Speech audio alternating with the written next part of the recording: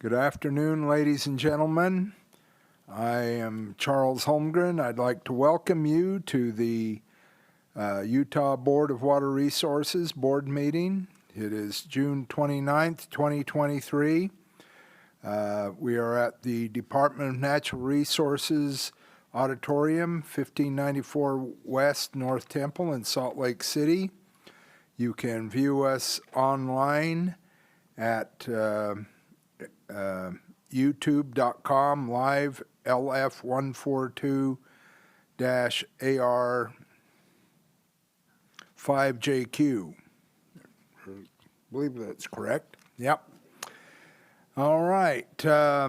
Welcome. For introductions, I am Charles Holmgren again. I represent the Bear River Basin, which includes Box Elder, Cache, and Rich counties in the north end of the state.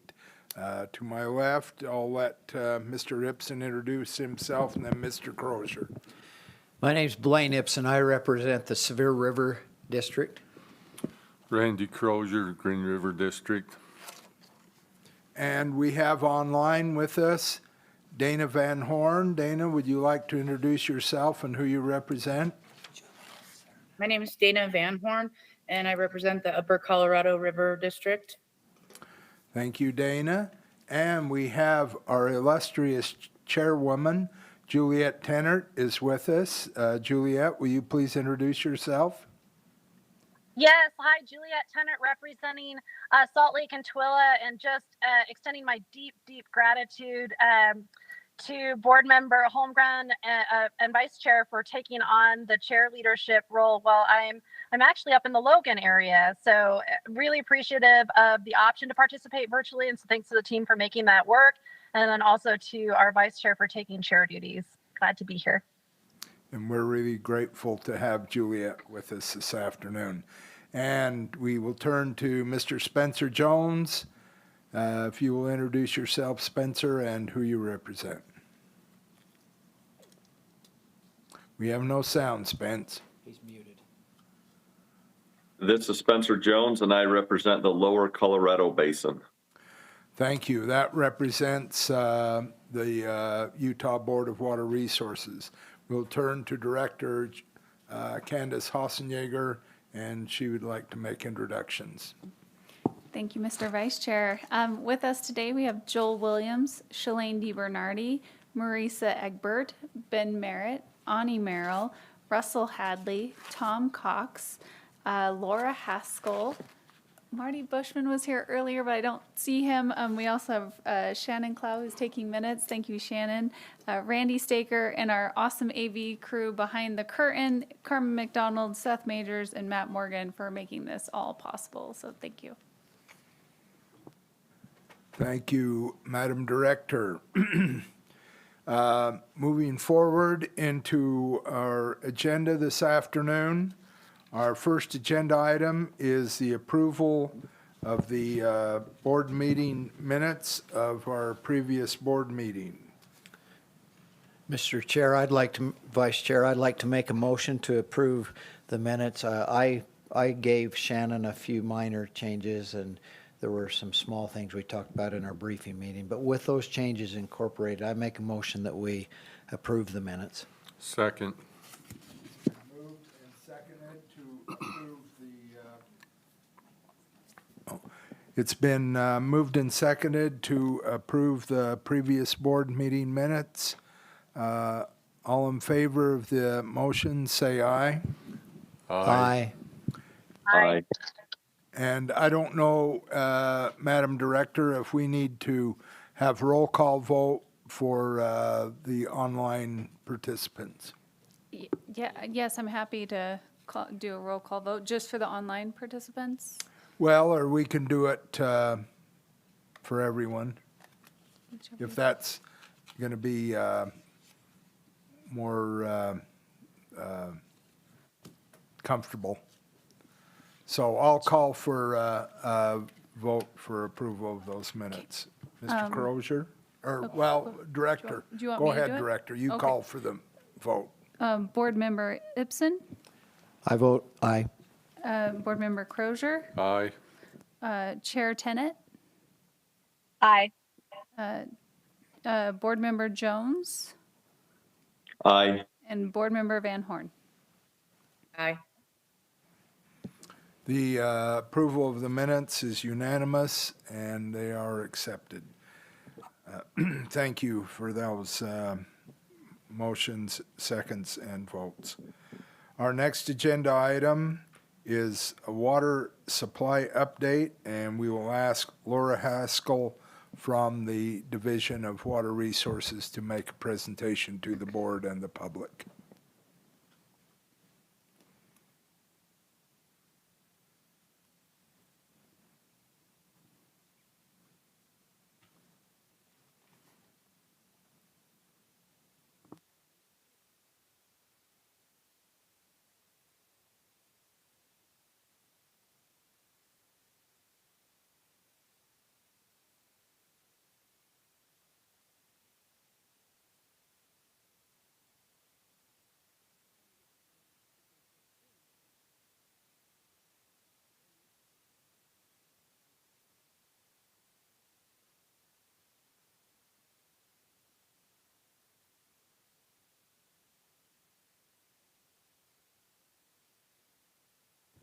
That button.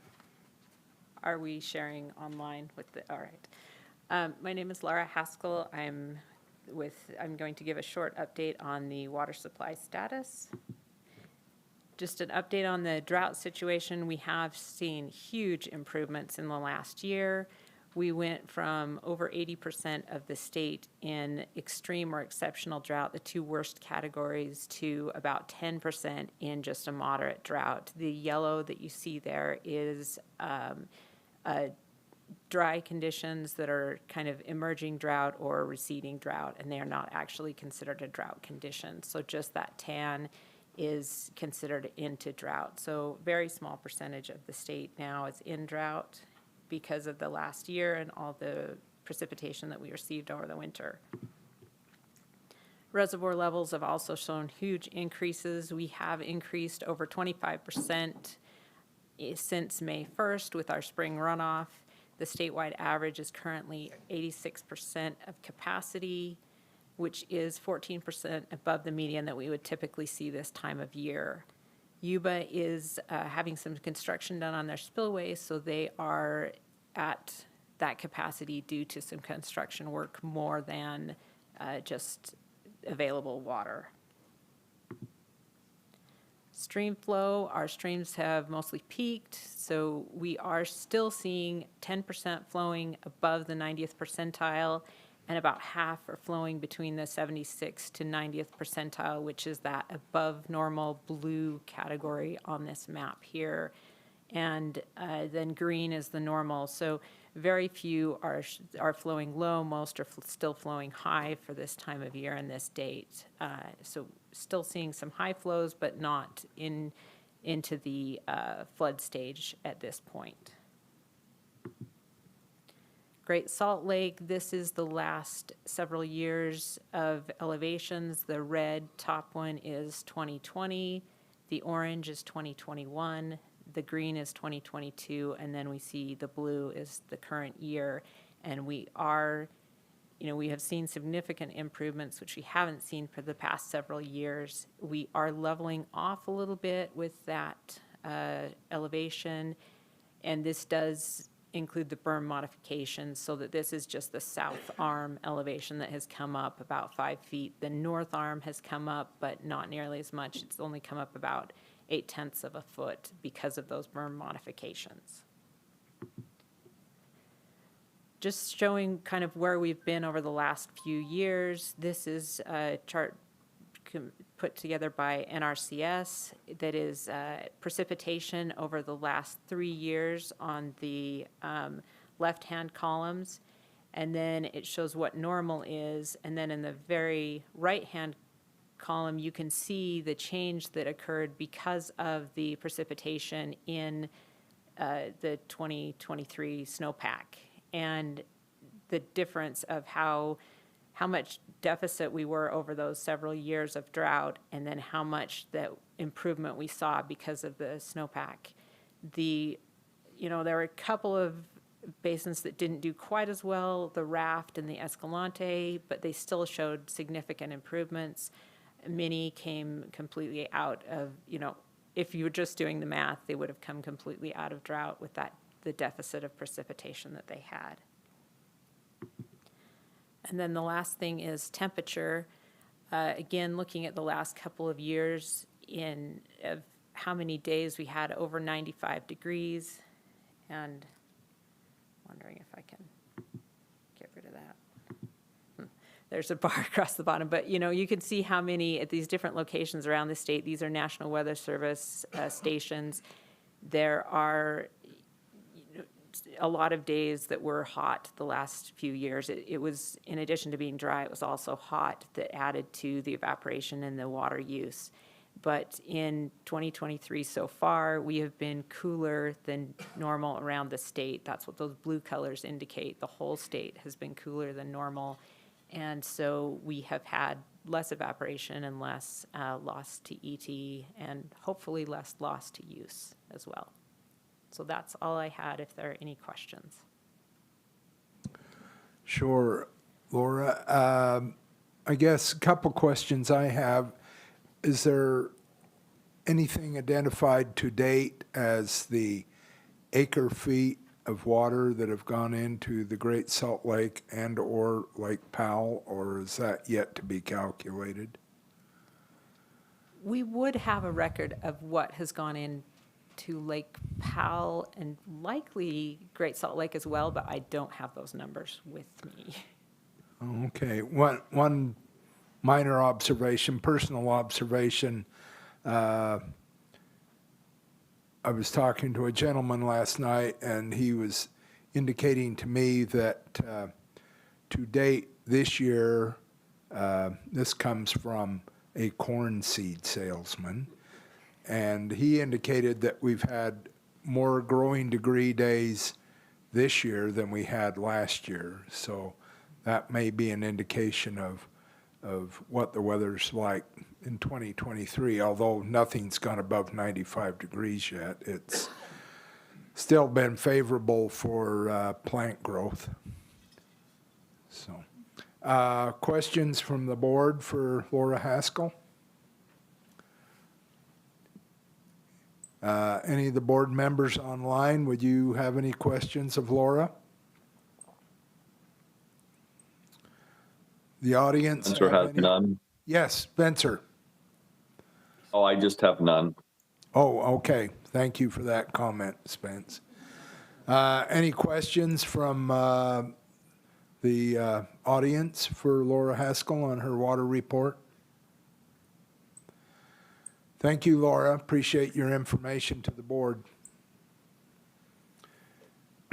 Our next agenda item will be, generally will be projects.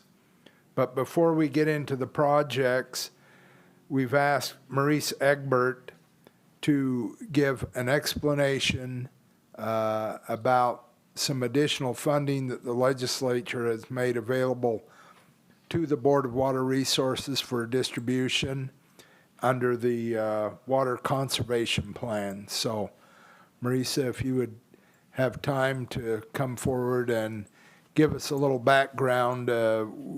We had a discussion this morning. We got informed about some additional funds that were made available for distribution. Okay, I'm not going to unplug that. I saw what happened last time. I unplugged a laptop from up here. There we go. It'll stick. I've just got my laptop here so I can read from something. So this is regarding the majority of the projects under committal of funds on the agenda. This information does not cover the reports under the feasibility reports or the special items, nor RM040, RM042, RM035, or RM059. This is specifically regarding the reports for any of the numbers RM100 to RM109. All right. sure I got my ducks in a row. But there's probably going to be a goose in there somewhere. Okay. In the legislative session in 2022, House Bill 242, now Code 73-10 or -34, passed with requirements for secondary water suppliers with pressurized systems to install and maintain a meter for each user by January 1st, 2030. And during that legislative session, and I may get this wrong, there was $50 million first allocated. Is that in 20? In the prior year as grant money. And then in 2022, an additional $200 million. So a total of $250 million, which is what we've been talking about quite a bit this last year, to cover up to 70% of the costs of the purchase and installation of meters. And those are through ARPA funds. Okay, and then Utah Code 73-10-34.5 discusses the grant funding, plus some other funding for secondary meters. Then in subsection 7 of 73-10-34.5, it states, notwithstanding the other provisions of this section, the board may issue a grant to a secondary water supplier, A, that installed meters on secondary water connections before May 4th, 2022, B, that has not otherwise received a grant under this section, C, for the purpose of water conservation, and D, in an amount not to exceed $2 million. In February, the board had a special electronic board meeting wherein the board approved an application period for 2 weeks specifically for applicants that believe they fall under that subsection. And so that was open for 2 weeks. We received 10 applications. Did I count my numbers right? And in the 2023 legislature, an additional $18 million, separate from the $250 million previously allocated, an additional $18 million was allocated specifically to help cover the funding for these applicants. And so that's what I wanted to explain the differences with the different ARPA funding that we've got and what we've been told as a division to work with, and that money's been allocated to the Board of Water Resources. I don't know if you have any questions before we start on that. So a few of the reports are not part of that, but the majority are. Okay. We appreciate that clarification, Marisa, where that additional money came from and how it is being allocated. Great. Let me.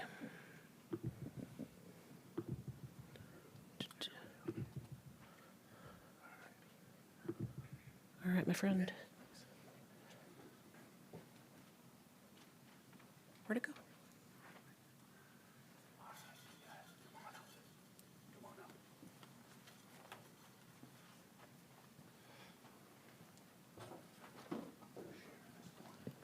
All right, we will move into project feasibility reports. Our first feasibility report is RE 469, Grantsville Irrigation Company.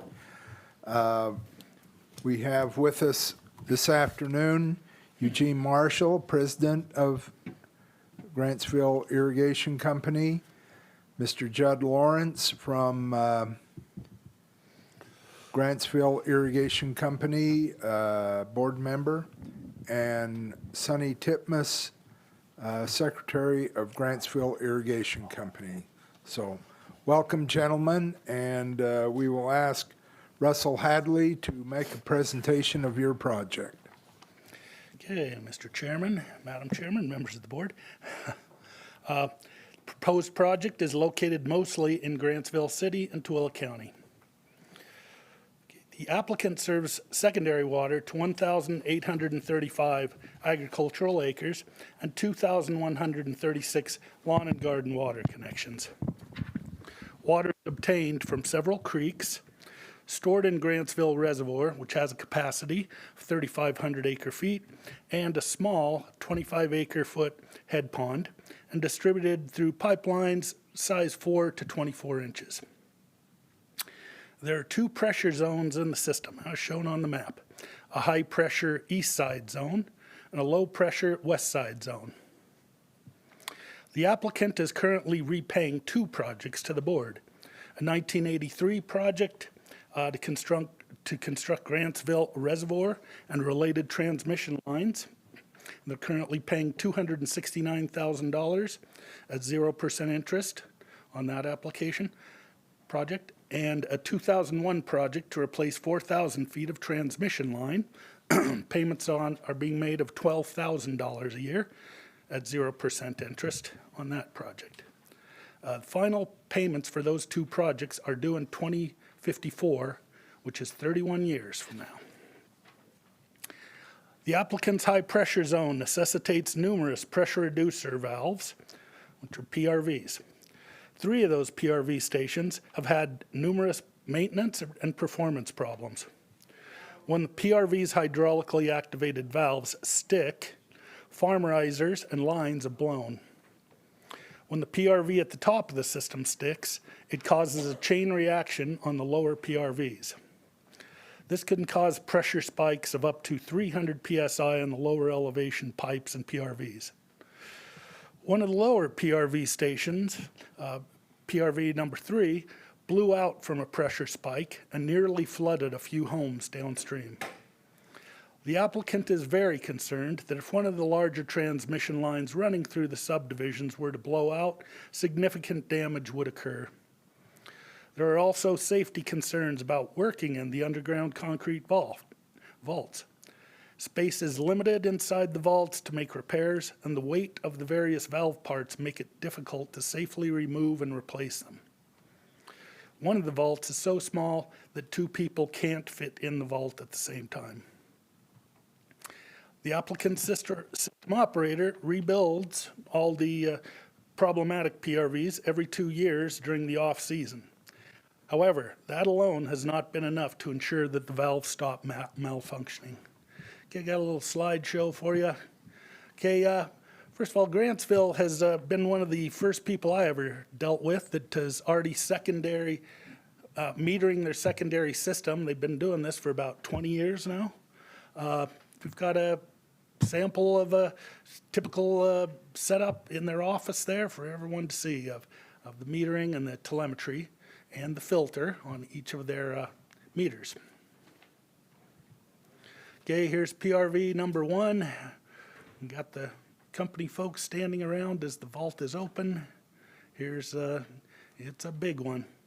And, oh, do I not have that? What was that? Oh, I had a video of what they sound like when they're running. You have to yell over the sound that these things make of the water going through it, burning off friction and energy. Okay, this is PRV number 2. As you can see on the right there, it is so small. It's tough for one guy to get in there. It's again kind of a spooky place to work in. Okay, oh, here's number 3. Oh, this is number 3 here. Again, just a little bigger vault, but kind of not much headroom, and here it is. Here's inside it. Okay. All right, the applicant is requesting financial assistance from the board to replace all 3 of the pressure-reducing valve vaults with above-ground buildings, manifolds, isolation valves, telemetry controls and monitoring, and refurbishing the existing PRVs. The hydraulically operated PRVs will be replaced with electrically operated valves and telemetry to control and monitor them. Overhead access and cranes will be available to safely pull valves out when needed. A future head pond is planned below PRV number 1 to reduce the pressure fluctuations on the lower system. A pipeline to supply the future pond will be installed as part of this project. Benefits of the project are that construction of the project will make operation and maintenance of the system safer and more manageable for employees. It'll also increase safety for surrounding neighborhoods and reduce the company's liability from possible damages. Recommended cost sharing and repayment are Board of Water Resources providing 80% of the project cost, or $1,496,000, and the applicant would provide 15% of the cost, or $264,000, of $1,760,000. Staff recommends the board authorize 85% of the project cost, up to $1,496,000, and that the project be purchased at 1% interest over 30 years with annual payments of approximately $58,000. That is staff's report. Thank you, Russell Hadley, for your presentation to the board. You folks from Grantsville Irrigation Company, would you like to add additional information to Russell's report?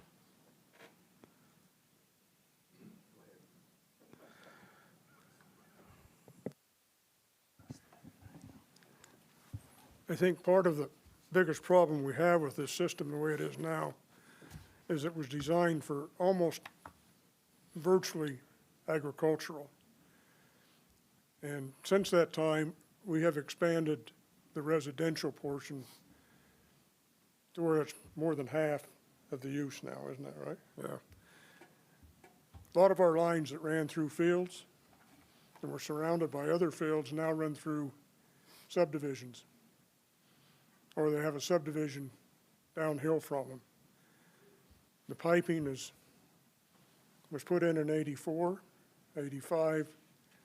A lot of it was fairly thin wall PVC, and it doesn't take to pressure shocks. You break a 24-inch main line at 200 and 300 pounds of pressure, and you can put a lot of water out. Our employees have threatened to not go into the vaults. A couple of them I don't think would classify you can access under confined space requirements. We'd like to move them above ground where we can get access to the piping, put in isolation valves, and put in electronic controls that we can not have somebody out there going in that vault 4 or 5 times a day to clean the pilot valve so the valve will still operate. So we're trying to bring our system into at least the 20th century. Any questions for me? Good deal. Any comments from you other gentlemen? Do you anticipate, this may be a loaded question, do you anticipate any reduction in your insurance premiums by making this safer, or just peace of mind as well as actual safety considerations? I would like to think we got a reduction in insurance, but our insurance carrier dropped us because the local paper reported that our reservoir was full and there was a possibility of flooding this spring. We discharge out of the reservoir into a flood control ditch that runs out on the Tooele Army Depot. There was no danger of flooding, but the insurance carrier got scared. We definitely don't want to flood out a subdivision full of $400,000 homes. Sure thing. Mr. Chairman, Yes, Mr. Crozier. I just wondered, as you're redoing these PRVs, are you going to do double PRVs so you have redundancy, so if you have to shut one side down, you can still run? If not, I'd highly advise you to think about that seriously. Right now, all the pressure stations have multiple PRVs in them Okay. to try and handle different flow conditions. One of the biggest problems we have is with the first one, PRV number 1. We have a 16-inch valve that drops it from 175 to 30. And when the flow gets below a certain point, it doesn't know where it is. Right. It sits there and does this, and that's when we start getting pressure swings. So we have three other PRVs in that vault to try and pick up different flow ranges. But we don't have 100% redundancy because of the big 16-inch valve. We have like a 12 with a 10 and either a 6 or an 8. It's an 8. But we need the big valve to meet peak demands. So we're not 100% redundant, but there is some redundancy there. Well, and just as you move them above ground and rework, you might look seriously at redundancy so that if you do have a malfunction, you can shut a valve off, run on another, and then rebuild. Just, I know it costs money, but sometimes those things can save a lot of other damage downstream. The biggest problem is for our loan, we didn't include the cost of another 16-inch valve, and they're very pricey. About $250,000 for that Well, valve. I know they are, but you've got you've got liability and risks and things downstream, and you might consider asking for a modification. I don't think the board would be against it. I know that those are hard things to swallow, but sometimes it's easier to face it up front and address it than deal with it down line. I think that we're hoping to address that through the second phase where we build that head pond that Russ mentioned. And at that point, if the big valve were to fail, we'd be able to regulate with a throttling valve and still discharge into our head pond without ramifications downstream. But we may want to go with a redundant valve in number 3 for sure. But yeah, thanks for the input. Well, just sometimes it's easier to face it up front than tear it all apart and start over. Or put enough room, build a building big enough you could add it in the future. You know, just a suggestion. I don't mean to criticize or anything. I'm hearing some experience in your wisdom. Well, I don't know if it's experience or, I always say I earned each of these. They didn't just show up. Anyway, wish you good luck on your project. Thank you. Questions from other board members? Juliet, Spencer, Dana? Mr. Chair, Pro Tem, hopefully you can hear me okay, and I apologize for technical difficulties. I think it's going to just be easier if I participate via voice. I don't have any questions, but I just this was in my area. I wanted to thank Russell, for the due diligence on the work, and then also, just acknowledge that I appreciate the applicants are being proactive, and I appreciate the advice of Board Member Crozier too, and hopefully that's helpful. But just wanted to pipe in and say I appreciate the applicants being proactive. Thank you. Thank you, Chair Tenert. Blaine, you have anything? No public comments. Okay, and Board Member Ibsen indicates to me that there were no public comments on this subject as well. Is that? Online, yeah. Online comments, so. With that, Chair Tenert, are you prepared to make a motion on this project? Yeah, I'd appreciate that opportunity. So I move that our board authorize 85% of the project cost. And hopefully I'm reading from the most updated numbers, and you'll catch me if I'm not, up to $1,496,000, and that the project be purchased at 1% interest over 30 years with annual payments of approximately $58,000. That sounds good, Chair Tenert. And we received a motion from Board Member Crozier. Any further discussion on the motion? If not, all in favor of the motion. Director Hassenjäger will do a roll call vote. Board Member Ibsen, Aye. Board Member Crozier, Aye. Board Member Tennant, Aye. Board Member Jones, Aye. and Board Member Van Horn. Aye. It appears the voting was unanimous. We want to congratulate Grantsville Irrigation on being awarded this funding for your project and wish you good luck and continued success with the project and water delivery for your constituents. Thank you, gentlemen. Thank you.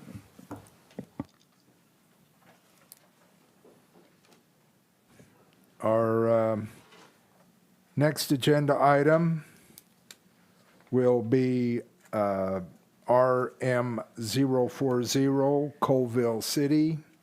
It's in Summit County. Russell Hadley is the project manager. Kyle Stevens is the board member for that area. And we don't have anyone here from Coalville City to come forward to the testimony area. We will turn to Mr. Hadley for his report on Coalville City's project. Russell. Before I continue on, could I ask Juliet, how would you prefer to be addressed as the chairwoman? Would it be Chairwoman Tennant? You may address me however you'd like. Chairwoman Tennant makes me very happy. Chairman Tennant makes me happy. And honestly, today, with Board Member Holmgren serving, feel free to call him chair. But thank you. Thank you, Russell. You're kind. I referred to both you as the chairperson. Great. Perfect. All right. Chairwoman Tennant and members of the board, Coalville City. The purpose of their project is to purchase and install 445 secondary meters. The cost estimate and sharing remain as authorized, with the Board of Water Resources providing a loan of $332,000 or 25.5% of the project cost. The Board of Water Resources providing an ARPA grant of $910,000 or 70% of the project cost, and the applicant providing $58,000 at 4.5% of the project cost for a total cost of $1,300,000. Staff recommends the board commit 25.5% of the project cost up to $332,000 as a loan, and that the bonded indebtedness be returned at 1% interest over 15 years with annual payments of approximately $26,000, including reserves. That is staff's report. Thank you, Russell. Do the board members have any questions of Mr. Hadley on the Coalville City application?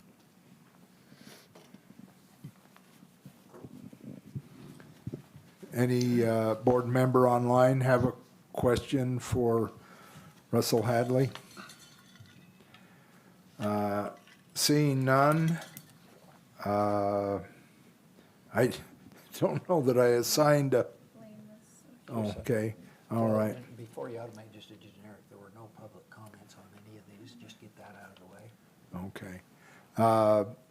Mr. Ibsen indicates that there have been no public comments on the Coalville City application Or any of the other following projects. With that, we will ask if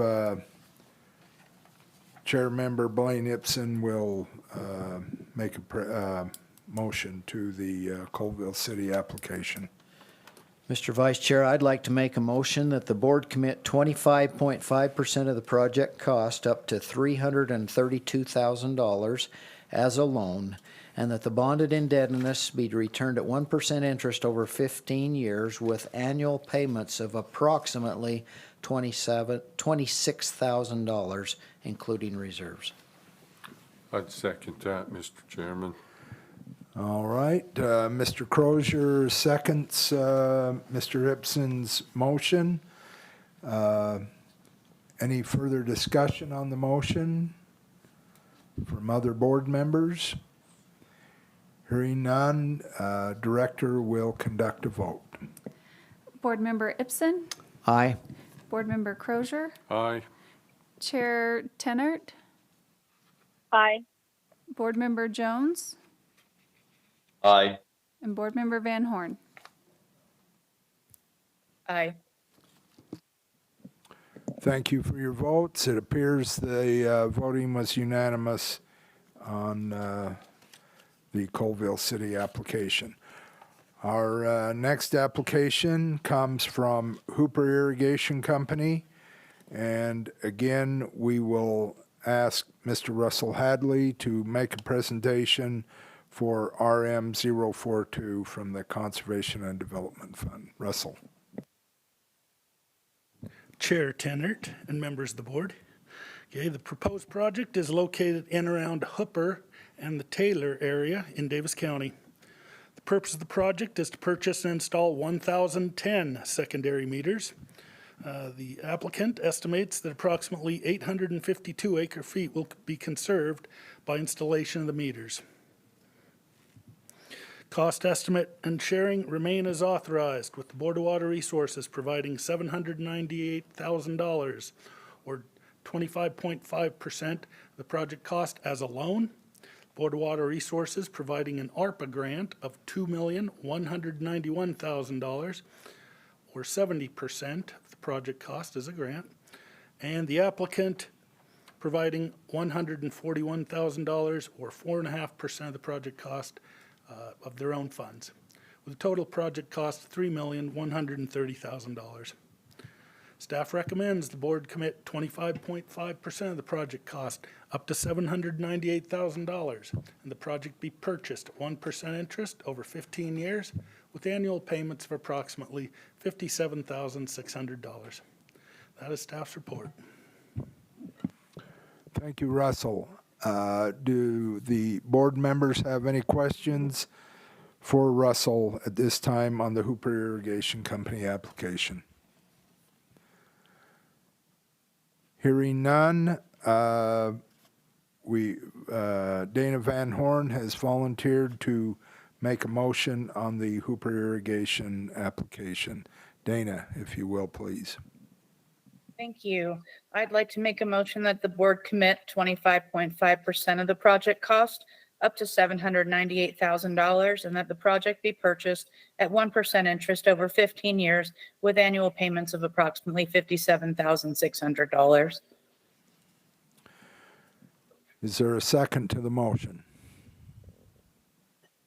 I'll second that.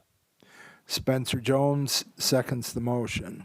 Is there any further discussion on the application? Hearing none, Madam Director, will you call for a vote? Yes. Board Member Ibsen, Aye. Board Member Crozier, Aye. Chair Tenert, Aye. Board Member Jones, Aye. and Board Member Van Horn. Aye. The motion received a unanimous vote. Motion passes, and we wish them well in their project. Thank you, Russell, for that presentation.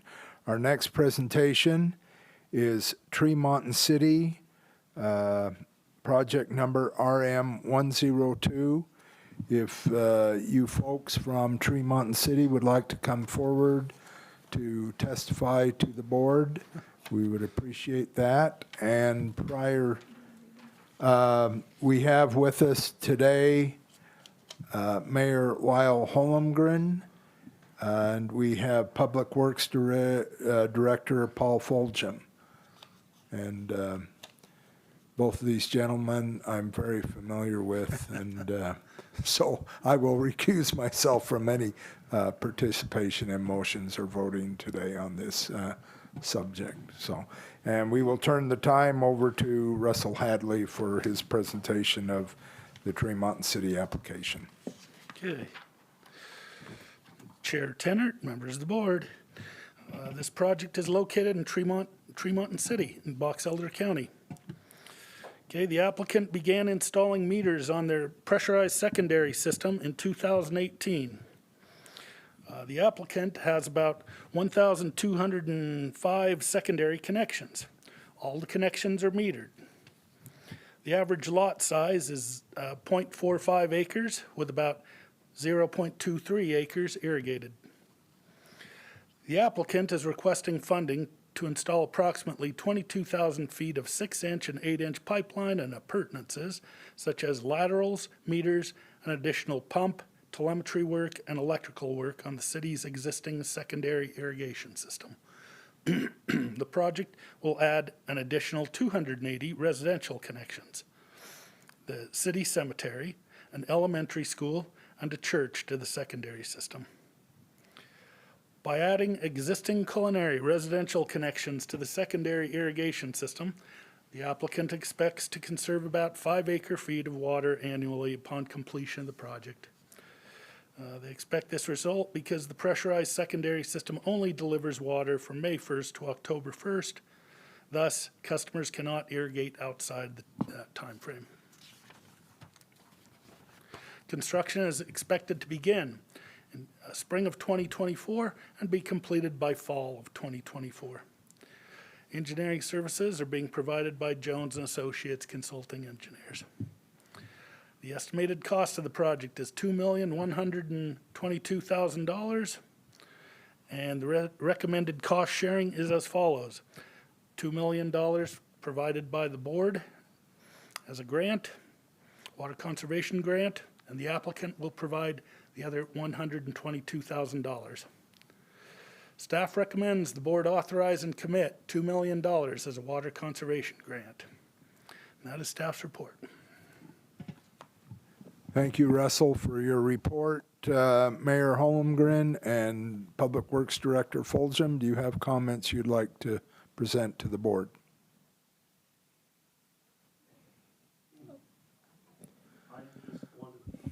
I just wanted to make the comment that, as it was mentioned, we have been developing the secondary water project program in Tremonton City since about 2017. And, as I have been able to watch and graph and chart some of Paul's data that he's been sending out to us, we're seeing significant improvement in efficiency in terms of our culinary water supply. And as people are converting over to utilize secondary water, we're able to, it's making a big difference in terms of our culinary water supply, and people are being efficient because we're metering all of the water, all of the secondary water. So we're just very thrilled that you're willing to consider this application, and we're willing to answer any questions you might have. All right. Any statement from Public Works Director Fulgham? No, we're just happy we have this opportunity so we can Okay. expand our facilities. I'll turn the time over to board members for questions of Tremonton City. Mr. Chairman, one question I had is your application only showed 5 acre-feet of water savings. I think you've got a lot more there. You ought to just internally revisit that and look at it, because your savings have got to be more than 5 acre-feet. It just doesn't add up. No, anyway, just take a look at it internally. We'll do that. Thank you. Any questions from the online board members? Hearing none, Randy Crozier has volunteered to make a motion regarding Tremonton City's application. Randy Crozier. Mr. Chairman, I move that the board authorize. His mic's not on. Randy, Mike.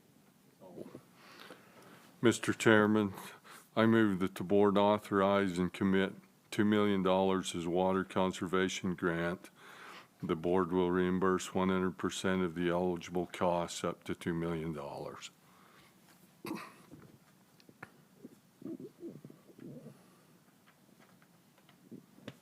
Is there a second to Mr. Crozier's motion? I'll second that. Spencer Jones seconds the motion. I'll turn the time to Director Hassenegger for a vote. Board Member Ibsen, Aye. Board Member Crozier, Aye. Chair Tenert, Aye. Board Member Jones, Aye. and Board Member Van Horn. Aye. Sounds as though the voting was unanimous in approving the application for Tremonton City's application. Congratulations and good luck moving forward, gentlemen. Thank you. Next agenda item is the Mountain Green Secondary Water Company, project number RM104. And Mr. Russell Hadley will make the presentation. We have online the president of Mountain Green Secondary Water Company, Mr. Rulon Gardner. So we will recognize him at the appropriate time. Russell. Okay. Chair Tenert, Vice Chair Holmgren, and members of the board. Okay, this project, Mountain Green, they began installing meters on their pressurized secondary system in 2019. The applicant has approximately 650 secondary connections, and all connections are metered. The average lot size is 0.33 acres with about 0.28 acres irrigated. The applicant is requesting funding to replace a 50-year-old diversion structure that's deteriorated on Cottonwood Creek. The diversion structure was in poor repair with gaps between the footings and the wall, as well as the bottom of the outlet pipe and the bottom of the diversion box. Water was being lost to the secondary system through these gaps and holes. The applicant expects to conserve about 120 acre-feet annually from the replacement of the diversion structure. And it has already been installed. Here's photos of, here's the old diversion showing the tracks on the gate were bent, damaged, screen damaged. There's just wood showing behind the grout of the whole structure, framework. You got rebar in some places, you got pitted and damaged walls, you got holes and cracks underneath all the joints. The rails, there's gaps under the rails. There's again pitted and damaged walls. There's other pictures, a lot of holes, gaps, cracks. And there's no cutoff wall on this old diversion. And so they actually measured with dewatering pumps while they were building it that it's losing about 1,100 gallons a minute going right underneath the whole diversion. Here's the new diversion. It's got a cutoff wall and anyway, this isn't the final picture, but these are pretty close to 95% of completion. Okay.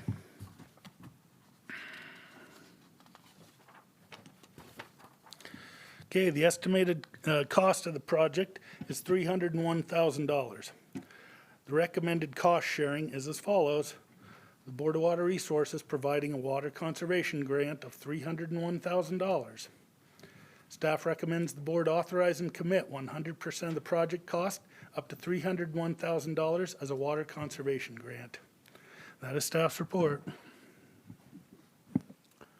Thank you, Russell, for your report. Any comments or questions from board members?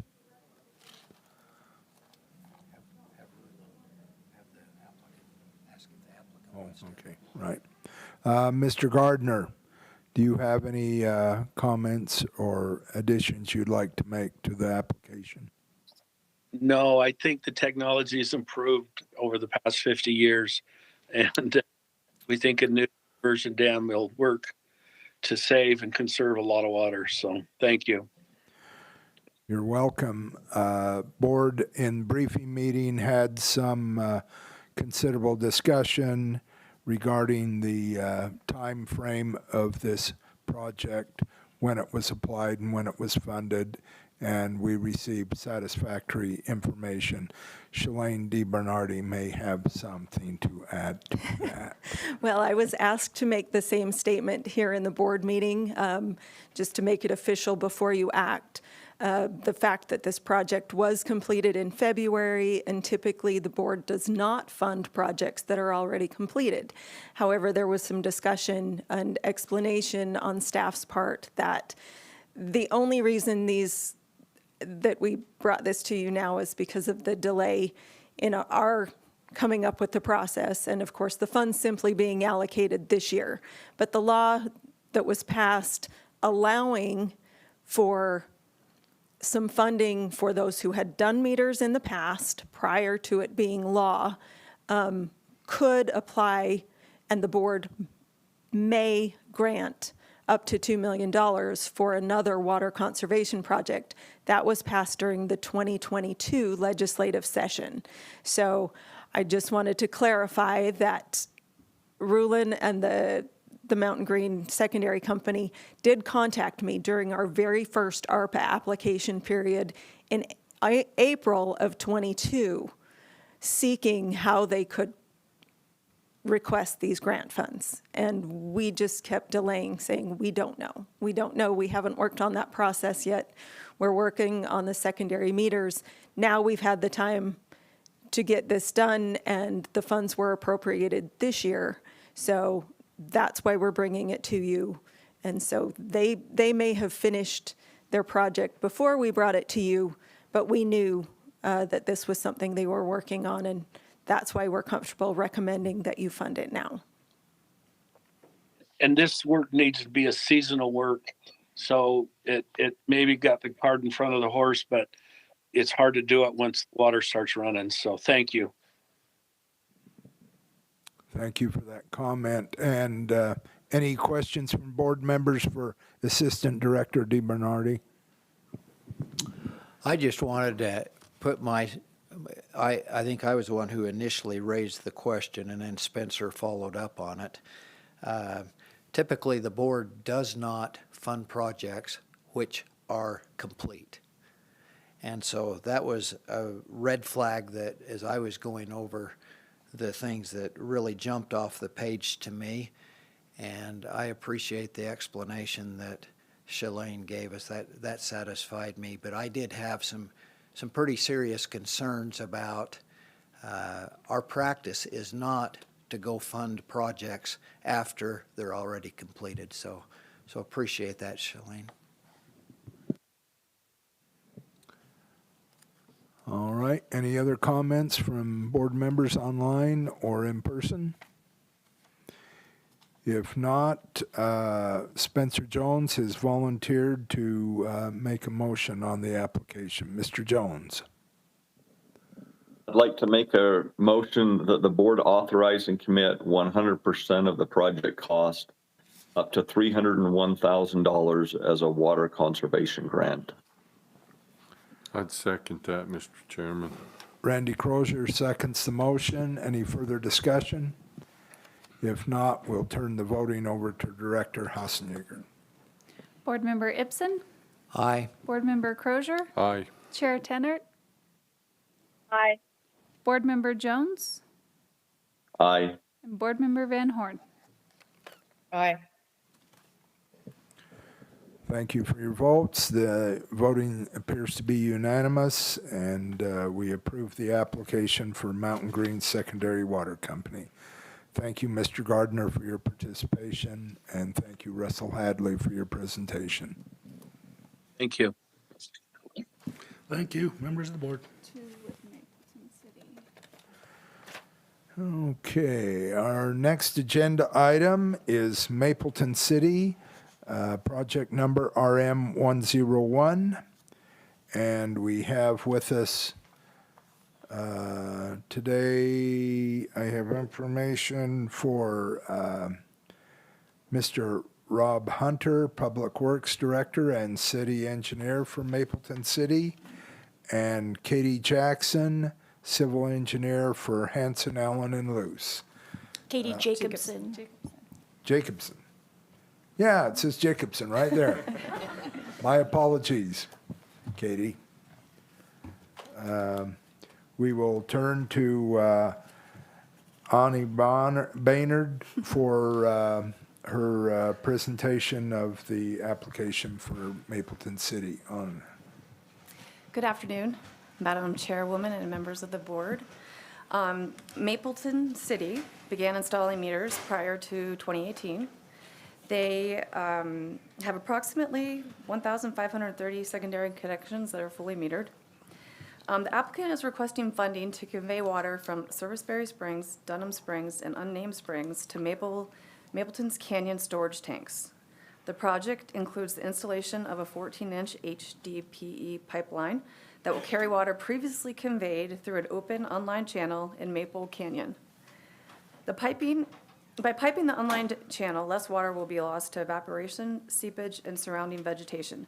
The applicant expects to conserve about 160 acre-feet of water upon completion of this project. Let's see here. There's the map of Maple Canyon.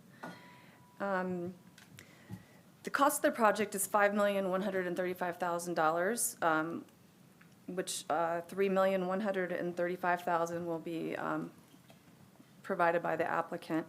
And the staff recommends the board authorize and commit $2 million as a water conservation grant.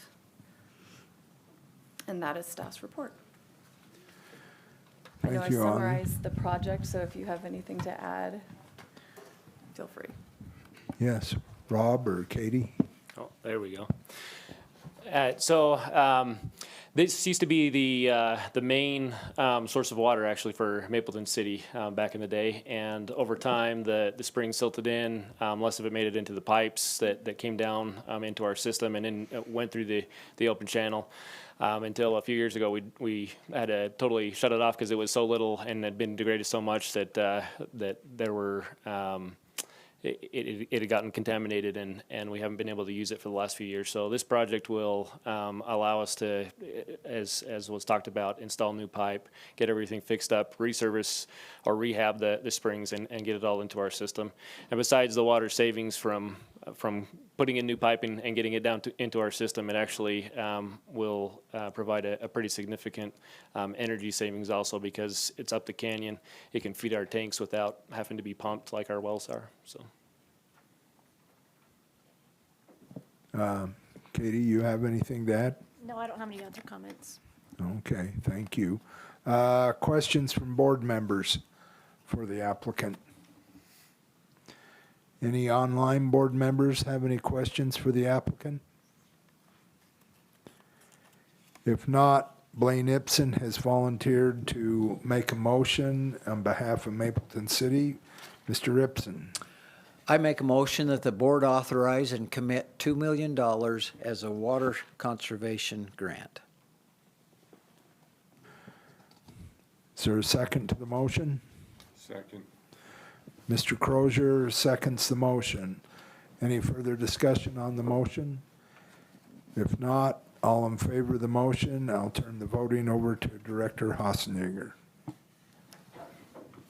Board Member Ipson, Aye. Board Member Crozier, Aye. Chair Tenner, Aye. Board Member Jones, Aye.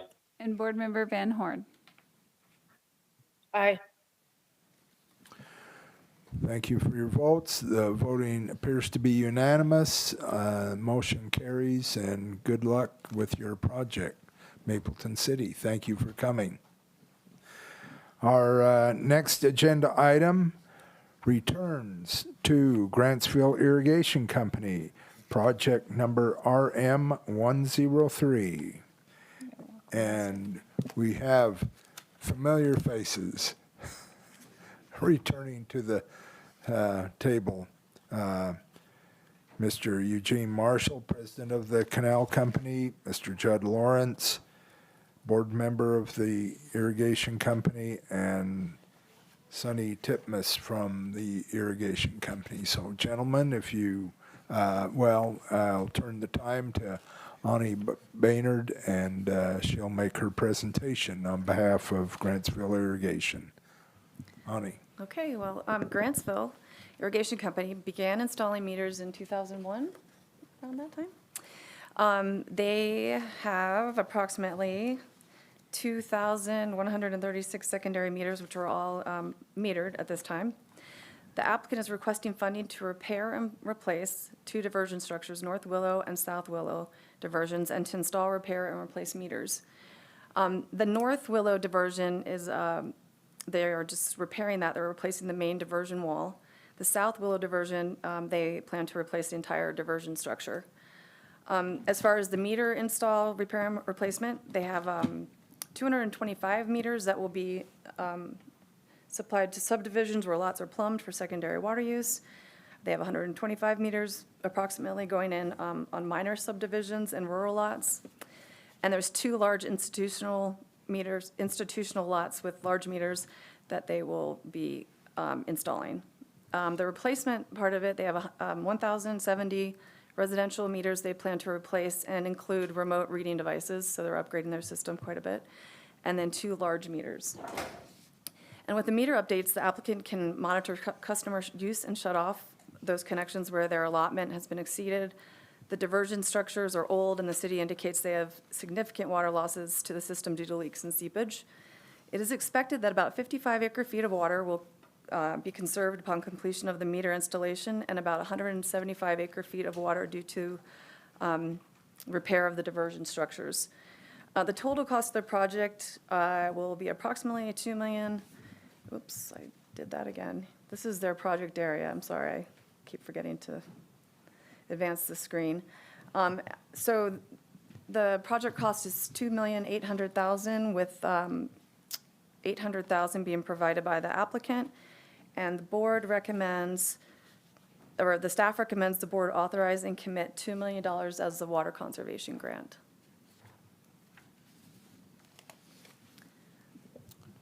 Would you like to add anything?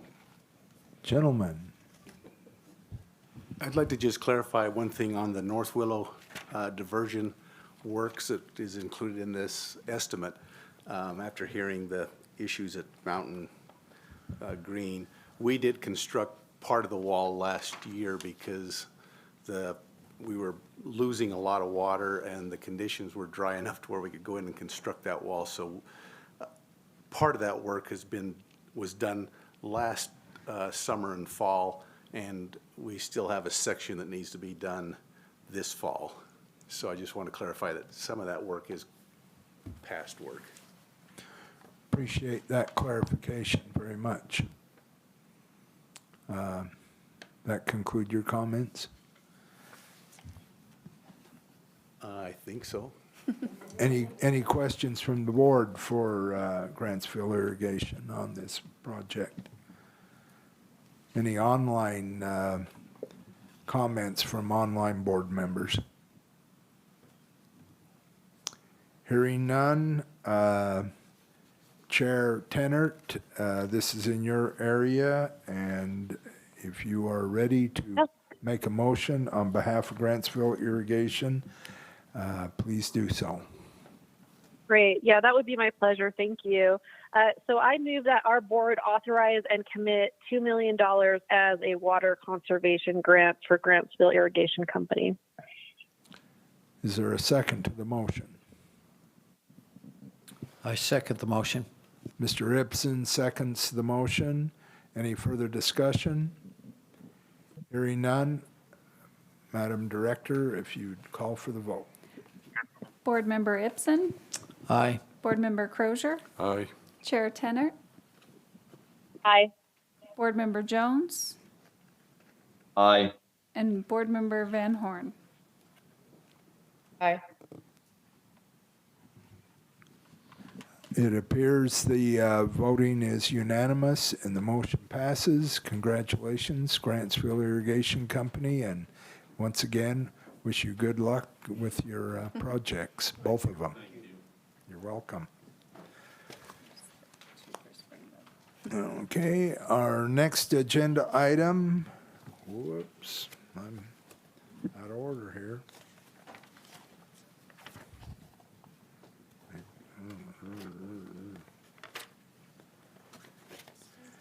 Our next agenda item is Springville City, project number RM109. And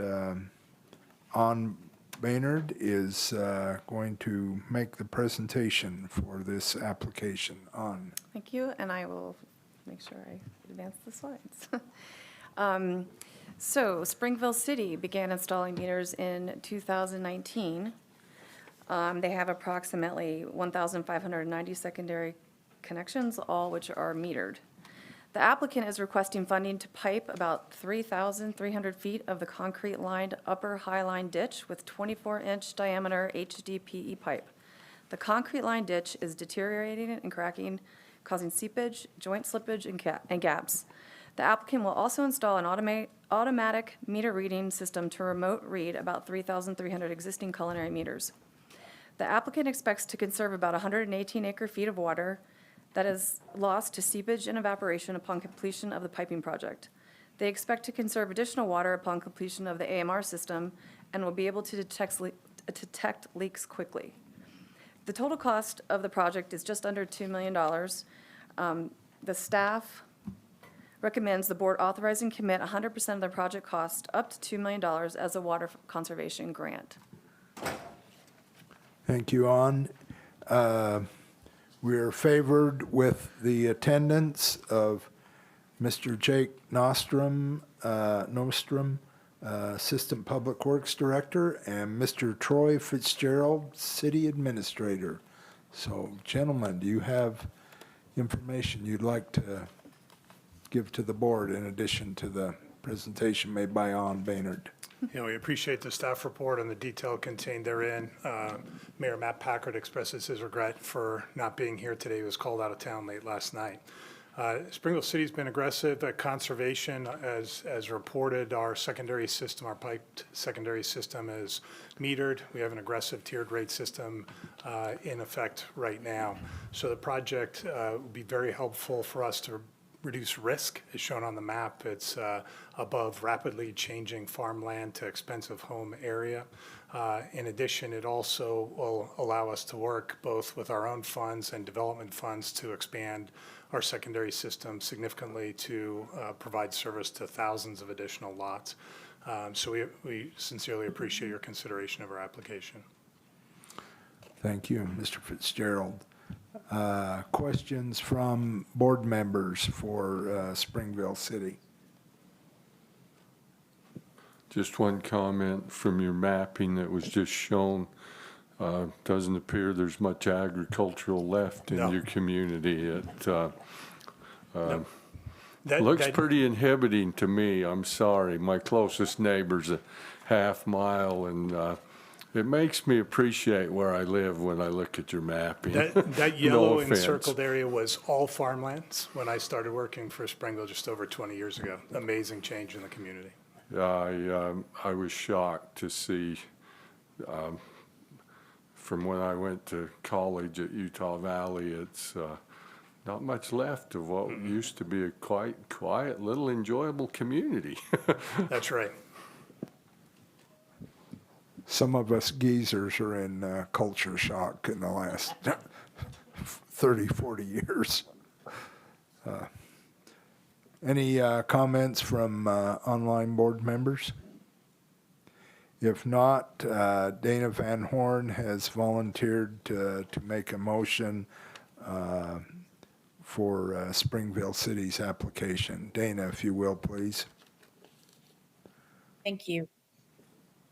I make a motion that the board authorize and commit 100% of the project costs up to $2 million as a water conservation grant. Is there a second to the motion? I'll second that. I'll recognize Spencer Jones as the second to the motion. Any further discussion on the motion? Correction. I will turn the voting over to Director Hassenjäger for voting. Thank you, Mr. Vice Chair. Board Member Ibsen, Aye. Board Member Crozier, Aye. Chair Tenert, Aye. Board Member Jones, Aye. and Board Member Van Horn. Aye. Thank you for your vote. The voting appears to be unanimous. Congratulations, Springville City, and good luck with your project. Thanks for coming today. Appreciate you guys. Our next agenda item is Moroni City. Nope, I missed one. Centerfield, Whoa, and they're online. okay. Centerville City application. I gotta catch up here. And get my fingers to turn pages. Ah, here we are. All right. We have Mr. Ben Marett is going to do the presentation for Centerfield City, and we have online with us. Maybe ask them to introduce themselves. 'Cause I have Will you please introduce yourselves, you folks from Centerfield City? I'm Jaden Sorensen with Centerfield City Council. And I'm Garrick Wilden with Jones and DeMille Engineering. Stuart Jensen wasn't able to be with us today. Okay, we've got Garrick Weldon, and who is the first gentleman, please? Mr. Sorensen? Yeah, Jaden Sorensen. Jaden Sorensen. All right, Mr. Sorensen and Mr. Weldon. We'll ask Mr. Ben Marett to make a presentation on your behalf. Good afternoon, Madam Chair and members of the board. Centerfield City is proposing a project to purchase and install 480 secondary water meters. Their project was previously authorized back in August of 2022, and they have progressed in their project and have met the requirements needed for committal of funds, and they are requesting additional funds on top of what was previously authorized. They would like to include in their project the installation of automatic shutoff valves that work in conjunction with their secondary water meters. The automatic shutoff valves work to automatically shut off once a water allotment has been met, because they do not sell water by a volume basis, but rather they sell water, or rather they deliver water according to share. So once that share has been met, then their meters will turn off.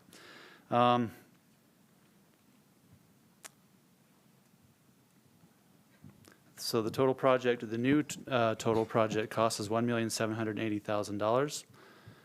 Staff recommends that the board commit 32.4% of the project cost, up to $577,000 as a loan, and that the bonded indebtedness be returned at 1% interest over 15 years, with annual payments of $45,000, including reserves. And that is staff's report. Thank you, Ben, for your report. Mr. Weldon or Mr. Sorensen, do you have additional information or comments you'd like to present to the board?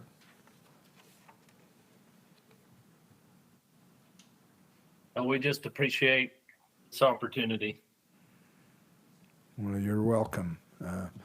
Any questions from board members for these two gentlemen from Centerfield City? Hearing none, I believe. Oh, I do have a question. Yes. Sorry, I thought we were going to Dana. ask for online comments. Sorry, I'm too quick on the trigger, Dana. It's all good. I had a question about who manufactures these automatic shutoff meters. Yeah, they're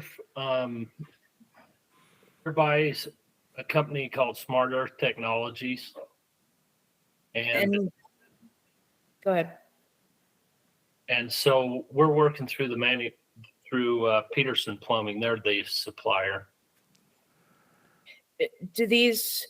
So are they programmed like electronically? Do they have a sealed battery in them and you tell them how many shares the customer has? and it shuts? I mean, is it a gate valve or does it just turn the meter off? Like how does it work? Yeah, it's a ball valve and it's tied into their SCADA system. And so they'll be able to program it. Basically, how it will work is for a set period of time, say every 2 weeks, they'll be able to set the number of gallons. If somebody has a quarter share, for example, and they have 10,000 gallons for that quarter share in the 2 weeks, as soon as they've used up that 10,000 gallons, then that meter would automatically shut off, or the valve would automatically shut off. So they're not allowed to use over what their share is, because that's a problem that they have is everyone here owns shares. And so it's difficult to pay based by the gallon because they already own their shares. And so they're just trying to find an equitable way to deliver everyone's water fairly. And so and I'm sorry to ask technical questions, but it just seems bizarre to me that this can happen. At 480 meters, every one of them has to have power and a connection remotely to the SCADA system, meaning there has to be something above ground that talks to the antennas that you have, and then something physically that turns that valve. It seems like very complicated. Yeah, it's a cell battery, just similar to how the meters are. And so what's the lifespan on it? So they said it has a warranty of 10 years, full coverage, and then another 5 years prorated, so 15 years. And does the district or the city have a plan to collect meter fees or something to do a wholesale replacement in 10 years? Yes. Okay, because at the district where I worked, they gave us a 10-year warranty, and those meters lasted 10 years in about 3 days. And we had hundreds of them to replace. Unfortunately, when we started putting them in, we did a meter fee. $25 a year will buy you a meter every 15, 16 years. So depending on the price of them and the size, obviously, but it just know that once that sealed battery is done, it's over. It is what it is. And once you can't turn somebody off, the people you can turn off find out and they get really mad. That's all I have for questions. Thank you. Good luck. Yep. Thank you. Good questions. Thank you, Dana, for your questions. Any more questions for Centerfield City? If not, we will turn to Mr. Blaine Ipson for a motion on behalf of Centerfield City. Yes, I'd like to make a motion that the board commit 32.4% of the project cost up to $577,000, and that the bonded indebtedness be returned at 1% interest over 15 years with annual payments of approximately $45,000, which includes reserves. I'd second it, Mr. Chairman. Mr. Randy Crozier seconds the motion. Is there any further discussion by the board, either in person or online? Hearing none, I'll turn to Director Hassenjager for a vote. Board Member Ipson, Aye. Board Member Crozier, Aye. Chair Tenert, Aye. Board Member Jones, Aye. and Board Member Van Horn. Aye. The voting appears to be unanimous. Good luck, Centerfield City. Appreciate Mr. Weldon and Mr. Sorensen for being here to participate and being able to answer questions from the board. So thank you, gentlemen. Thank you. Thank you. Our next agenda item is Moroni City, project number RM059. And Mr. Ben Marett is the project manager and will make a presentation. Ben, please. Thank you. The Moroni City received authorization for their project to purchase and install 511 secondary water meters back in August of 2022. They have proceeded through the necessary requirements to get committal of funds for their project, which remains as authorized with the total project cost being $1,355,000. Staff recommends the board commit 25.5% of the project cost, up to $346,000 as a loan, and that the bonded indebtedness be returned at 1% interest over 15 years, with annual payments of approximately $27,000, including reserves. And that is staff's report. Thank you, Ben, for your report. Appears no one is here in person or online on behalf of Moroni City. Do board members have any questions for Ben Marett on this application by Moroni City? Hearing none, I will turn to board member Mr. Blaine Ibsen for a motion on the project. I'd like to make a motion that the board commit 25.5% of the project cost, up to $346,000 as a loan, and that the bonded indebtedness be returned at 1% interest over 15 years with annual payments of approximately $27,000, which includes reserves.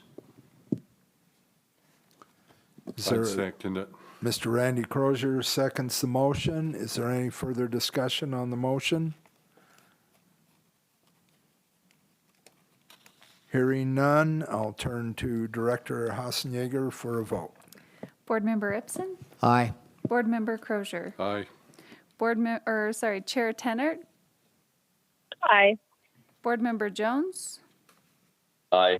And Board Member Van Horn? Aye. It appears the voting was unanimous on the Manti City project in favor, and motion passes, and good luck to Moroni City Correction for their application.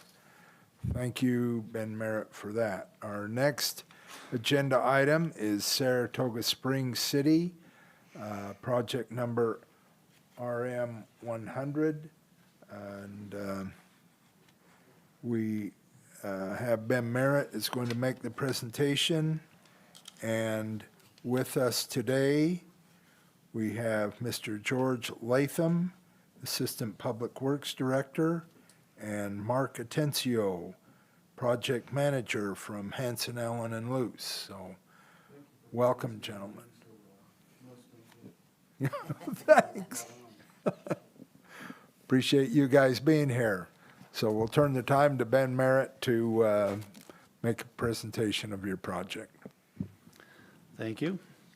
So we have before us today Saratoga Springs City, and they began installing their secondary water meters on their pressurized secondary system back in 2016. The applicant has about 9,660 secondary connections, all of which are metered. The applicant is requesting funding to install supply lines for secondary water to approximately 200 residential customers who are currently using culinary water to irrigate their landscapes. The project also includes converting approximately 2.6 acres of turf grass park strip to water-wise landscaping. The applicant expects to conserve about 4 acre-feet. I think that's a typo. I believe you actually updated that to 11 acre-feet, wasn't it? Yeah, 4 for the irrigation and 7 for. Makes sense. That's right. I've got it in here. There's a total of 11 acre-feet for the proposed project. Construction is expected to begin fall 2023 and be completed by spring 2024. You can see on your map there the location of the two different sections of the proposed project.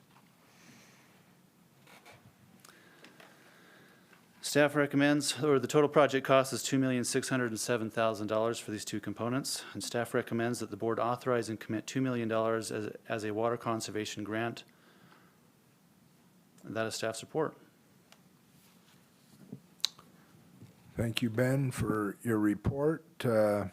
Gentlemen from Saratoga Springs, do you have additional information you'd like to make? We thought you might be interested in just a little more background information. Saratoga is an interesting place because it doesn't rain there very much. We're on the lee side of the mountains. We're on the opposite side of Utah Lake. And we have a community that is also very in tune Last year in particular, as we all experienced, was very challenging. We had some mechanical failures on one of our large wells, and the canals came late, and as a result, we communicated from the city to the residents, and they responded and reduced water use significantly. At the same time, they said to us, hey, there's an area that the city owns property that was landscaped years ago, and we see what you're doing. You've got turf grass, and some of that water ends up in the gutter. What's wrong with the city not setting a good example for the rest of the residents? So one of our projects here, the landscaping project, is to correct this. The turf grass was installed years before the conservation mindset and the need to be focused on this issue. And we think this will go a long ways into reinforcing the mindset of the community and the way that they are living and behaving now. The other project is a pipeline extension that's in our master plan. We currently have an area of the city that is served with drinking water, and so we have to use that drinking water for irrigation. We'll replace that as part of our long-term plan, and that extends our much more expensive drinking water supplies, many of which were purchased from Central Utah Water District. So those are our two projects. Thanks for having us. Thank you. I would just add that I remember Saratoga Springs between 48 and 53 years ago when I would go to annual National Guard training at Camp W.G. Williams, and we would go to Saratoga Springs, and it was just a swimming hole when I was there 53 years ago. So quite a change in that period of time. Questions from the board for Saratoga Springs? If I might inquire, what percentage of your water's coming from Central Utah now? I'm curious. It changes year to year, and in the near future, 100% of the drinking water will be from Central Utah. Most of our wells are equipped to pump to either the drinking water or the irrigation system. And then as we look out into the future, then that switches back as the population grows, and so it depends. Well, I'm just curious. I was on the Central Utah board when we purchased that particular water right, and there was those that criticized us that we were foolish to pay the money that Central did at the time to purchase that, but I believe it's all under contract today. And so it's just amazing to see how quickly things change, and I mean, it's been a few years, but it hasn't been that long. So anyway. I remember that action as well, and 50,000 Saratoga City residents, thank you. Otherwise, we couldn't sustain this place. There just wasn't, you know, I believe I was vice chair at the time when we purchased that, and it was, I mean, it was a big step, but it's nice to see that it is being utilized. And I hate to say it, but it looks like Springville, there isn't any place left to hang your hat, hardly. So There is still a large farm operated by the LDS Church. I thought maybe that was a sprinkler treatment plant or something. So I wondered why there was one block of land still left there. So anyway, it's just interesting to see how quickly that water that people said would never be needed is gone. So anyway, good luck on your project. Thank you. I was curious, I think you partially answered it, what this main source or sources of your secondary water are. And you said wells, it sounds like? No, I didn't tell that whole story. We have multiple wells and also a pump station that pumps from Utah Lake. The largest volume of water comes from Utah Lake. And of course, like all wells, they vary in flow rate. Canals also. Oh, sorry. Yes, in addition, Utah Lake comes back through irrigation companies. So we have our own city pump station, and then the Utah Lake Irrigators Association, the Jacob Canal, and Utah Lake Distributing Canal. Any questions from board members online? If not, JT, this has been assigned to you. For making a motion. Great. You are prepared. I'd be happy to make that motion, and I'll just note that I'll look forward to, I know that it's pending, but we're very much looking forward to having a new board member assigned for this area. I move that our board authorize and commit $2 million as a water conservation grant to Saratoga Springs City. I'll second that. All right, Spencer Jones seconds the motion. Any further discussion on the Saratoga Springs application? Madam Director? Board Member Ibsen, Aye. Board Member Crozier, Aye. Chair Tenert, Aye. Board Member Jones, Aye. and Board Member Van Horn. Aye. The voting appears to be unanimous in favor of Saratoga Springs City's application. Congratulations on your project and good luck with it.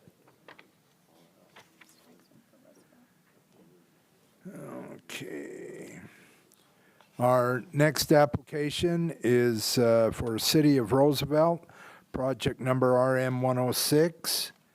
And we have with us today the city manager, Mr. Joshua Blake. Okay, Joshua. We have assistant city manager, Mr. Ryan Claiborne.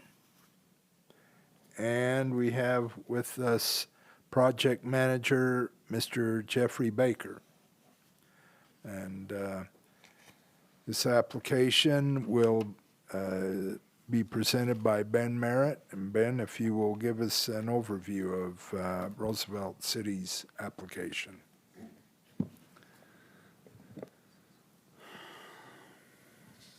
So the city of Roosevelt has a very similar project to the last one. They began installing secondary water meters back in 2010. They currently have 740 secondary connections, all of which are metered. They have 2 sections of the town, you can see here in the map, that are currently irrigating their landscapes off of culinary water.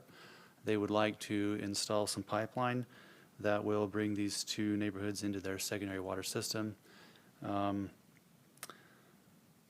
In total, they will be adding on approximately 146 secondary water connections, and they will be installing approximately 11,500 feet of pipeline to connect these neighborhoods. The applicant expects to conserve about 60 acre-feet of water due to the project, and that's due to the unavailability of secondary water before April and after September. Construction is expected to begin spring of 2024 and to be completed by spring of 2025. The total project is expected to cost $2 million, and staff recommends that the board authorize and commit 100% of the project cost up to $2 million as a water conservation grant. That is staff's report. Thank you, Ben. City of Roosevelt, gentlemen, would you like to add to Ben's presentation?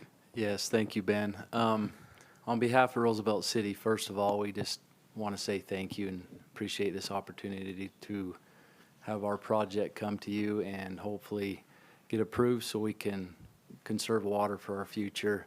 To add to Ben's comments, we currently are serving about 750 to 760 customers, which is not quite half of our water system. So this project will be a phase 3 to us, which will get us almost half of our residents in secondary water, which is huge.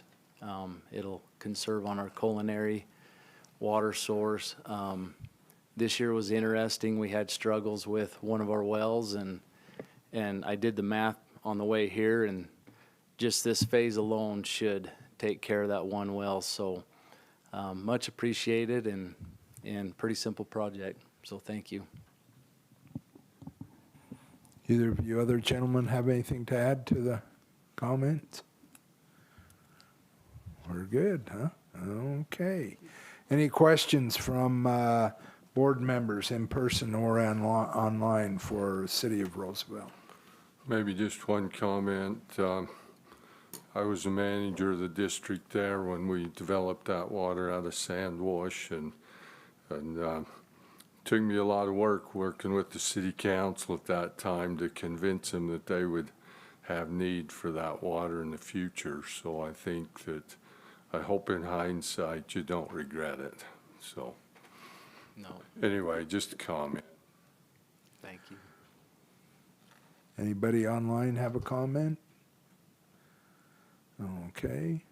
I have distant relatives in Roosevelt now, so I got a connection there now too. So with that, we'll turn to Mr. Randy Crozier for a motion. Mr. Chairman, I move that the board authorize and commit 100% of the project costs up to $2 million as a water conservation grant. I second the motion. Mr. Blaine Ipson seconds the motion. Any further discussion on the application? If not, we'll turn the voting over to Director Hassenegger. Board Member Ipson, Aye. Board Member Crozier, Aye. Chair Tenner, Aye. Board Member Jones, Aye. and Board Member Van Horn. Aye. It appears the voting to be unanimous.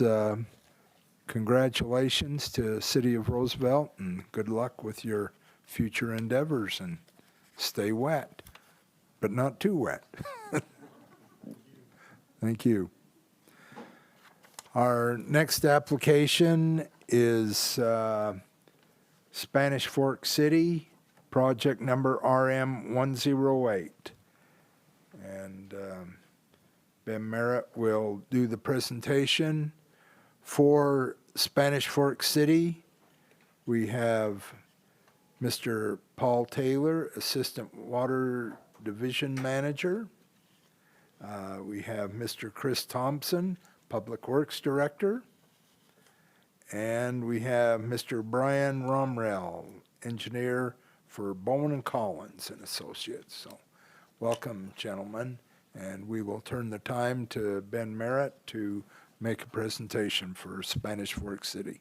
Ben. Thank you. The applicant began installing secondary water meters on their pressurized system back in 2002. The applicant has approximately 10,000 secondary connections, all of which are metered. And they are requesting funding to replace approximately 9,800 feet of pipeline. The transmission line delivers approximately 1,000 to 2,000 gallons per minute of culinary water to the city. It is located in Spanish Fork Canyon, running alongside Highway 6 and the railroad. Approximately 2,200 feet of the pipeline will be open cut and replaced with 24-inch HDPE, and the remaining 7,600 feet of pipeline will be slip lined with 30-inch HDPE. And the applicant expects to conserve about 800 feet of water per year upon completion of the project. Construction is expected to begin in the fall of 2023 and be completed by fall of 2024. The total project cost is estimated at $3,418,000. Staff recommends the board authorize and commit $2 million as a water conservation grant. That is staff's report. Thank you, Ben. Do you Spanish Fork City folks have some comments you'd like to make? We really appreciate consideration by the board on this grant. We feel like it's a really good quality project to conserve water, a lot of which can be lost through this old pipe. We had a break in this pipe underneath Highway 6 about 12 years ago and destroyed Highway 6 and at that time we put some cameras into the pipe and we looked at it, and a lot of cathodic problems were occurring in this steel pipe. And so since then we reduced pressure. We're using it in a lower zone, but we've been able to go and line half of the pipeline in the higher pressure area, and was very successful with that project. And then this project will continue and line and or replace the rest of the pipeline. And make it not only safer for the people on Highway 6 with this pipe along it, but conserve a lot of water as well.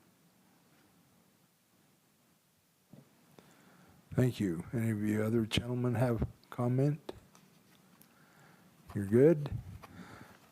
Questions from the board? So I'm sure you guys are well aware you've got some challenges with your open cut alongside the railroad. The vibration issues can cause you a lot of grief, so just good luck. And I know you've dealt with it before, but please be careful. My only comment to Randy's comment is I see what Union Pacific allows on the Oregon Short Line up in Oneida County, Idaho, and I think, man, they'll let anything go up there on a main line. So I don't know how they are with you guys. It's a really good comment. In fact, that's why we're lining a lot of the pipe and pulling through, because to avoid just that same thing.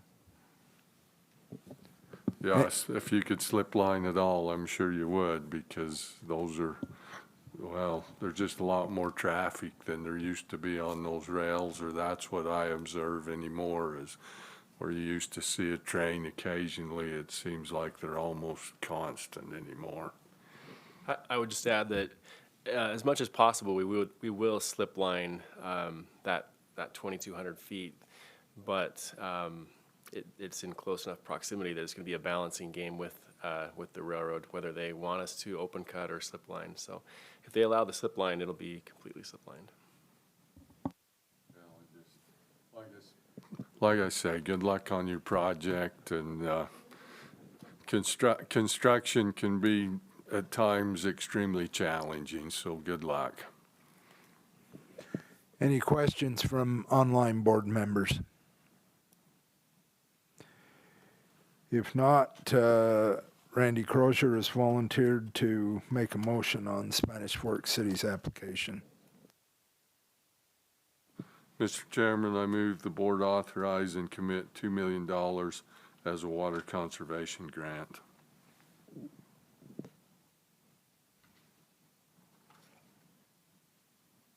Second. Dana Van Horn seconds the motion. Any further discussion on the application? Madam Director, if you take the vote. Board Member Ibsen? Aye. Board Member Crozier? Aye. Chair Tenert? Aye. Board Member Jones? Aye. And Board Member Van Horn? Aye. Thank you for your votes. Appears the voting was unanimous in favor of Spanish Fork City. Congratulations on your project and good luck moving forward. You're welcome. Our next agenda item is Payson City Project RM 105.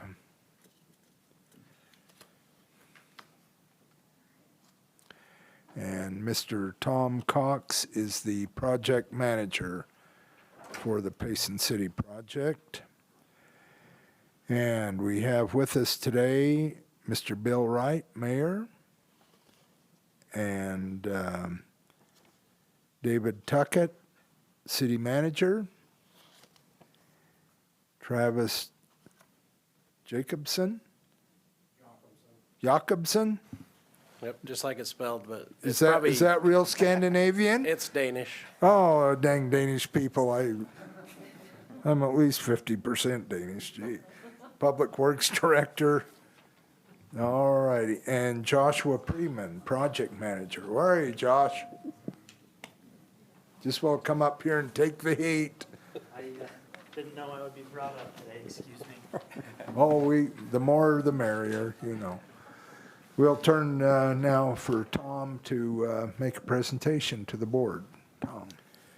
Chair, members of the board, the Payson City began installing meters on their pressurized secondary irrigation system in 2019. The applicant has about 5,300 secondary connections, all of which are metered. They're before the board today to request the funds to install box culverts at 3 different locations on the Dry Creek channel. It'll be in conjunction with NRCS funding on a larger project to make improvements to that channel. If you look at the map, you can see the Dry Creek channel in blue and the 3 box culvert locations with the indicated with the red dots. By lining or making improvements to the canal, it's anticipated that about 850 acre-feet of water will be conserved and eliminated seepage losses. Construction is expected to begin this year or later, depending on the NRCS process. It's anticipated that the box culverts project can be a standalone project if the NRCS takes too long to get that project developed. Just the box culvert portion of the project is estimated to cost $2 million. So staff recommends the board authorize and commit 100% of the non-NRCS project cost up to $2 million as a water conservation grant. And that's staff's report. Thank you, Tom, for your report. Gentleman from Payson City, would you like to add to Tom's report? Yeah, we just want to thank the board for this opportunity to come before you. A few years ago, we put in all of our meters with a loan through this board, and it was a great project. We, even last year with the drought, we probably saved 200 to 300 acre feet just, in savings. So, we appreciate that you guys taking the opportunity to review this and hopefully approve it. Any other comments from you, gentlemen? Yes, as mayor, I echo the comments were made about being here and having you entertain our request. If this request is granted, a lot of the residents there in the Heritage Village will rest a lot easier as high water comes from each year down the canyons. And we got close this year, but with this availability of bigger culverts, it'll reduce that pressure. So thank you. You're welcome. Good. Any questions from board members? Any online board members like to ask questions of Payson City? If not, Spencer Jones has volunteered to make a motion on behalf of Payson City. Spence. I'd like to make a motion that the board authorize and commit 100% of the non-NRCS project cost up to $2 million as a water conservation grant. Second. Randy Crozier seconds the motion. Any further discussion on the application? Hearing none, I'll turn to Director Hassenjager for the vote. Board Member Ibsen? Aye. Board Member Crozier? Aye. Chair Tenert? Aye.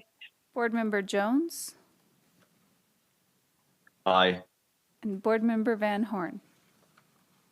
Aye. Thank you for your vote. Appears the motion is unanimous. Congratulations to you Payson folks, and good luck with future water works. You're welcome.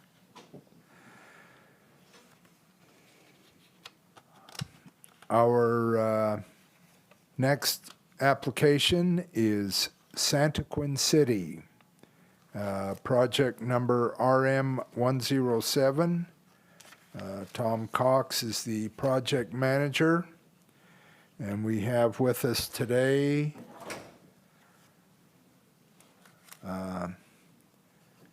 Mr. Dan Olson, Mayor. Thank you, Mr. Mayor, for being here. Jason Bond, Assistant City Manager. Jason. John Lundell, City Manager. City Engineer. That's what it says right here. You wrote it down right. I just can't read right. And Jason Calloway, Public Works Director. So glad you gentlemen are with us today. We will turn the time to Mr. Tom Cox for a presentation of Santaquin City's application. Tom. Santaquin began installing meters on their pressurized irrigation system in 2007. The applicant has approximately 3,990 secondary connections, all of which are metered. The applicant is requesting funding to replace approximately 2,580 mechanical meters on the secondary system, which are not reading accurately. The project also includes installing the necessary communications equipment for these meters, 3 radio towers, stations, and the communication towers tied to those. The applicant expects to conserve about 230 acre-feet of water upon completion of the project. So construction is expected to begin the beginning of next year and be completed in 1 year, depending on the availability of materials and the labor availability. The estimated cost of the project is $1,690,000, and the recommended cost sharing is that the board authorize and commit 100% of the project cost up to that $1,690,000 as a water conservation grant, and that's staff's report. Thank you, Tom, for your report. Santaquin folks, would you like to add to Tom's report? Give us some more insight. Thank you to the whole board. We're honored to be here and extremely grateful for monies that are offered that will help our city. And I kind of like to refer to Santaquin as the poster child for saving water, conserving water, and using water in the best possible ways. And we've invested in our city in many different ways, including a sewer treatment facility that we get 100% of the water back out and reutilize. Given that, our thanks to being able to go into these aging meters, to be able to monitor them in real time, and to be able to repair, fix, stop leaks will only add to those numbers of saving water over the years. Thank you. Thank you, Mayor Olson. Any other comments from the delegation? Questions from board members, present or online?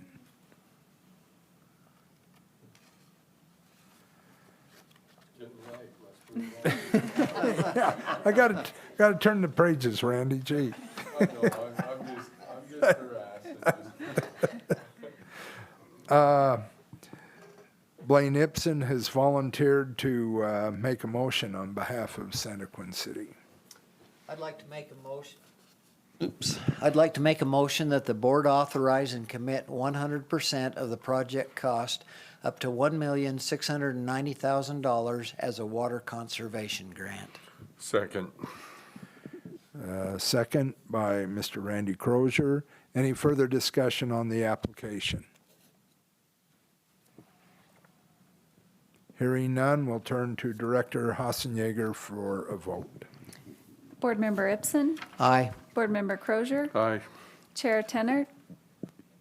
Aye. Board Member Jones? Aye. And Board Member Van Horn? Aye.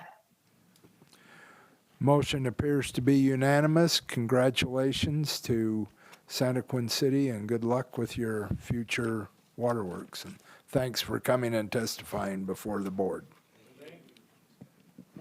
Mr. Chairman, as John Wayne said, you're burning daylight. Yeah. Well, I'm in a rut, Randy. I'm sorry. No, you're doing great. I just felt Okay, we're good. We're good. All right, our next agenda items, Eden Waterworks Company, RE 470. And Mr. Tom Cox will make a presentation on the project. Tom. Chair, members of the board, Eden Waterworks Company provides culinary water to approximately 527 residential, commercial, and industrial connections. This is in the Eden area north of Pineview Reservoir in Weber County. Water is obtained, as you can look at the map, from there's one spring area, 2 wells that have 2 water tanks, and about 28 miles of culinary water pipeline, some of which were installed back in the 1960s. So the size ranged from 4-inch to up to about 12-inch pipeline.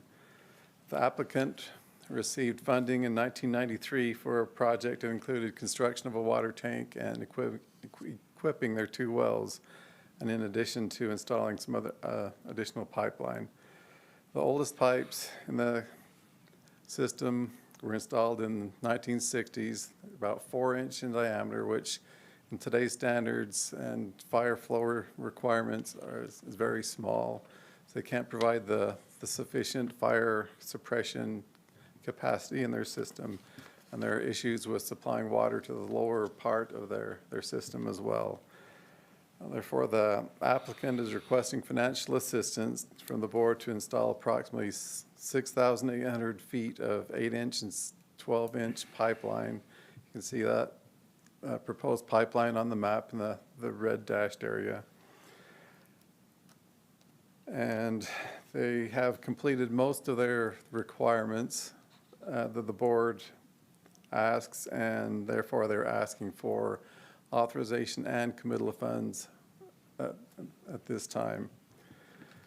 So the estimated project cost is $2 million, so staff recommends the board authorize and commit 85% of the project cost, up to $1,700,000, and that the project be purchased at 1% interest over 30 years with annual payments of approximately $65,900, and that's staff's report. Thank you, Tom, for your report. We are privileged to have Mr. John Warner, President of the Board of Directors of the Eden Waterworks Company, and Mr. Nathan Smith, Project Manager for JUB Engineers. Thank you for being here, and do you have additional information you'd like to add to Tom Cox's report? I would like to thank you for this opportunity to come in a timely manner. We have just, in Eden area,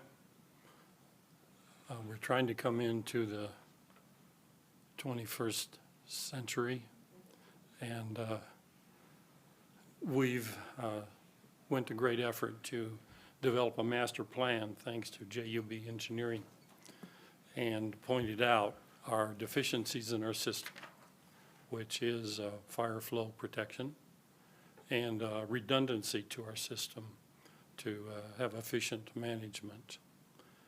And we are feeling that if this could be authorized at this time, that goes a long way to making our system whole and safe for the users.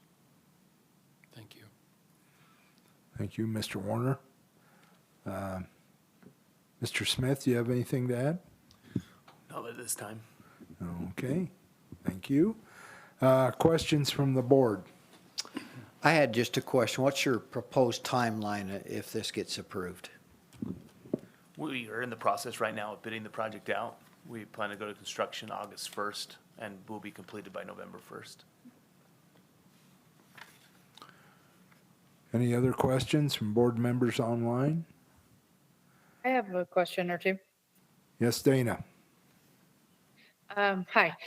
So I noticed in the packet that you're only looking to install 5 fire hydrants. Are those on the lines that you're putting in? And are you replacing 4-inch lines that have 4-inch hydrants on them? In which case, it doesn't matter how big the pipe is, the 4-inch fire hydrant doesn't work well. It just seems like a lot of pipe for 5 fire hydrants, and I understand it's not the sole purpose of it, but I was just curious as to how that was laid out in your system. So we will be replacing existing hydrants. The hydrants are mainly located in commercial areas, but the majority of our pipeline is actually through a rural community. And so we will be adding additional fire hydrants that currently do not exist for those residents. So that's why there's so few fire hydrants, is we are going through a rural part of town where there are no other connections. So you're not really replacing any of that old 2, 4, 6-inch pipe. You're adding to it. The 4-inch pipe is being replaced right now, and so that whole 4-inch loop will be abandoned as part of this project. And are the fire hydrants that are on that 4-inch loop 4-inch fire hydrants, or are they 5 1/4? So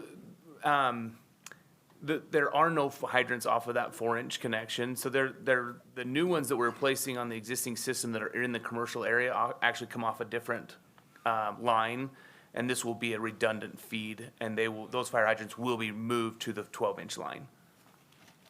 Okay. And so you've got every 500 feet or 1,000? When we're around residents or commercial areas, we will be within that 500-foot length, but through the other areas where there are no connections, we will not be including fire hydrants at this time. Okay, thanks. Any other questions for Eden Water Works? This is authorization and committal today.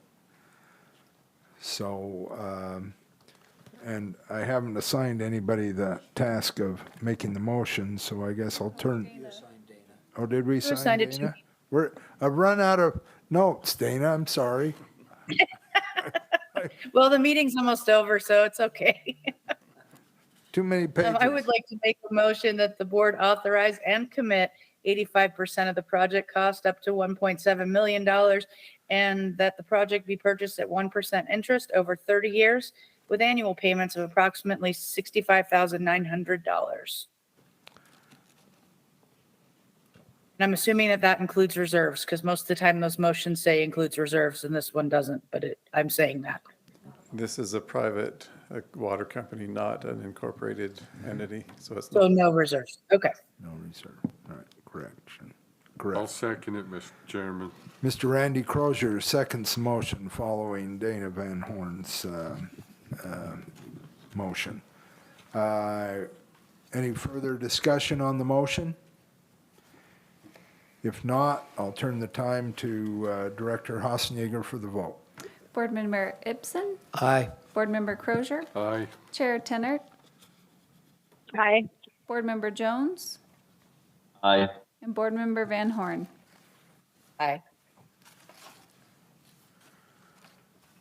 The voting appears to be unanimous in favor of the application, and congratulations to Eden Water Works, and good luck with your project.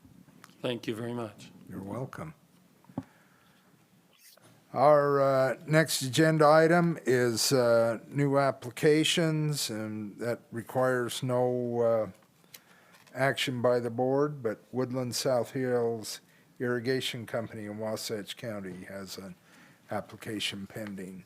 We're going to turn some time to some comments requested by, I believe it's Mr. Lawrence Saugus.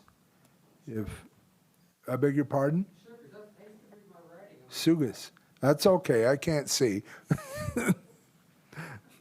Mr. Sugas, would you like to address the board? Thank you, and I'm gonna Will you just, go back to, someone made a comment about being old. will you just touch the button? There you go. Okay, thank you. I'm old. About old geezers, I'm an old geezer. and I should be taking a nap now because I'm an old geezer.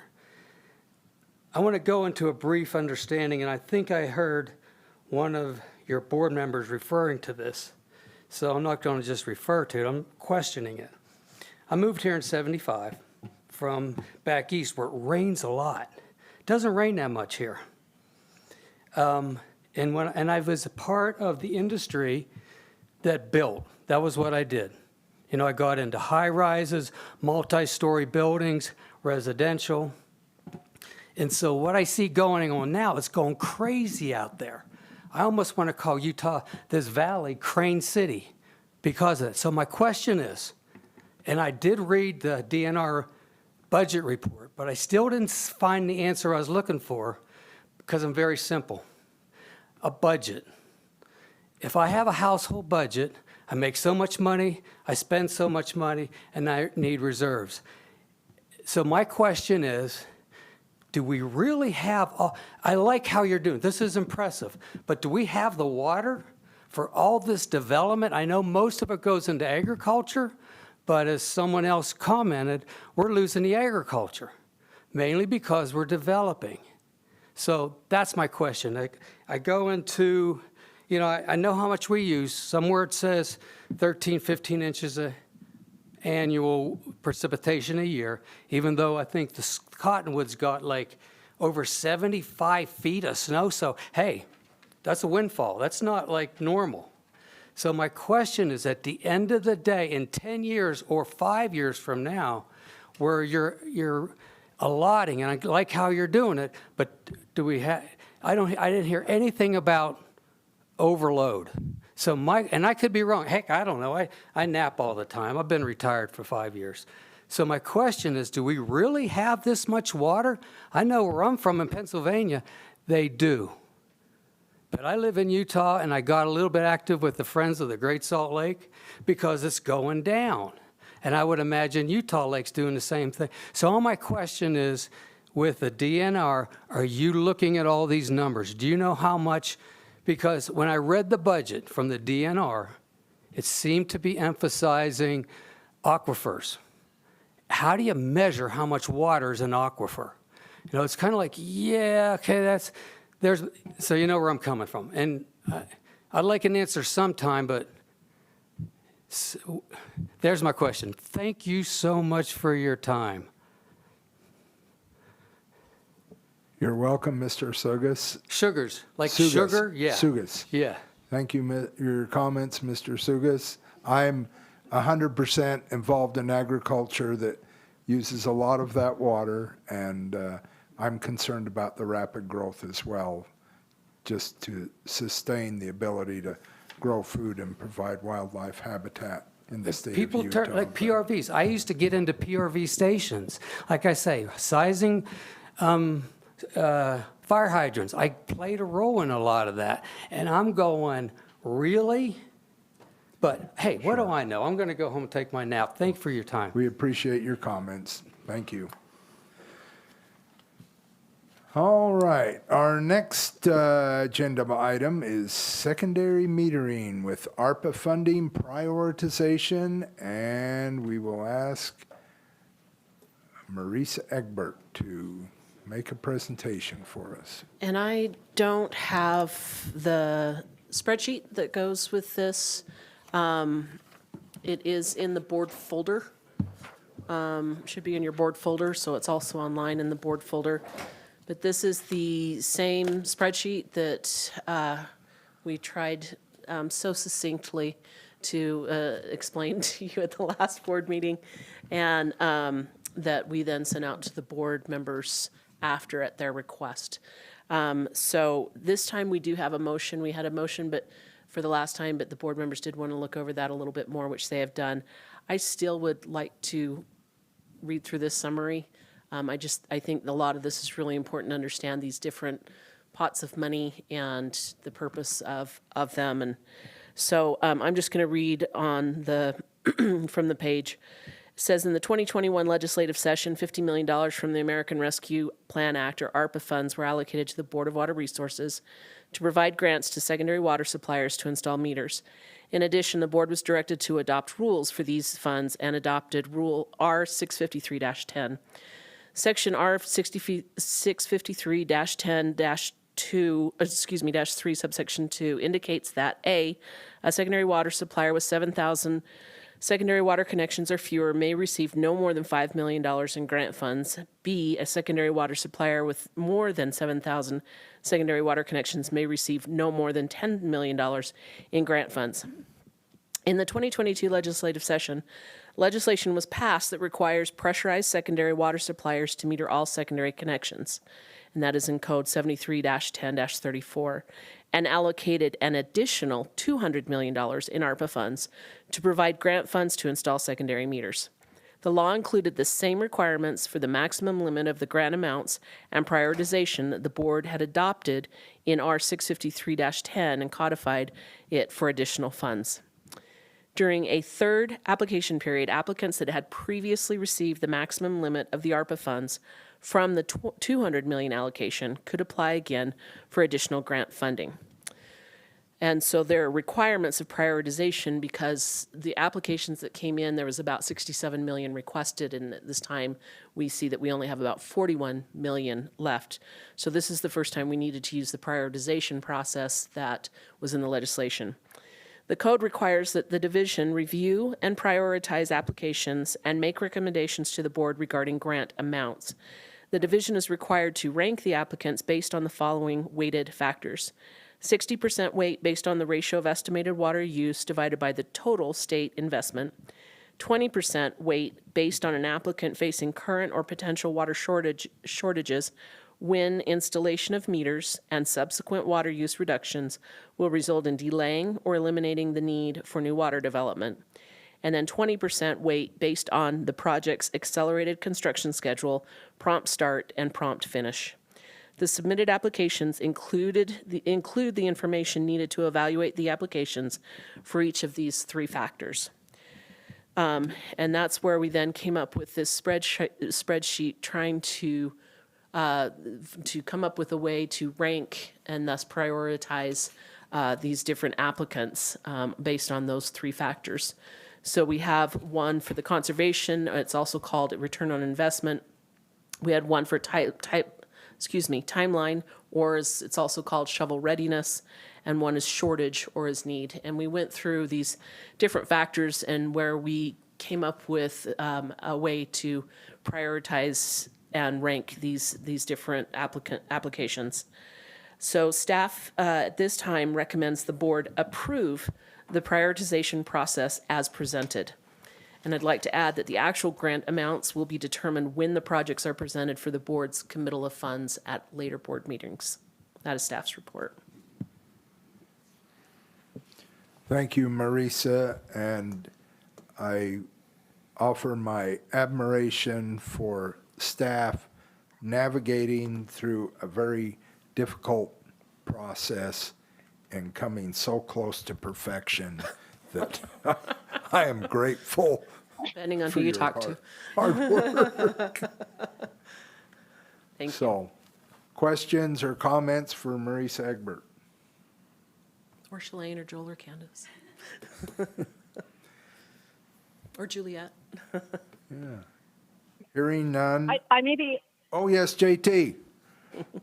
Probably the voice from on high. Again, I'm sorry that I haven't been able to be on video. Honestly, I just wanted to just add to the kudos for the team on putting this together. And I also do appreciate the extra time to take a look at it. I know I was convinced that the math was working when we looked at this last month, but it was nice to sit back and kind of think through the policy. And so again, just extending my many thanks and gratitude for, as Board Member Holmgren said, putting together something that's pretty complex and getting it as close to perfect as is possible in something like this.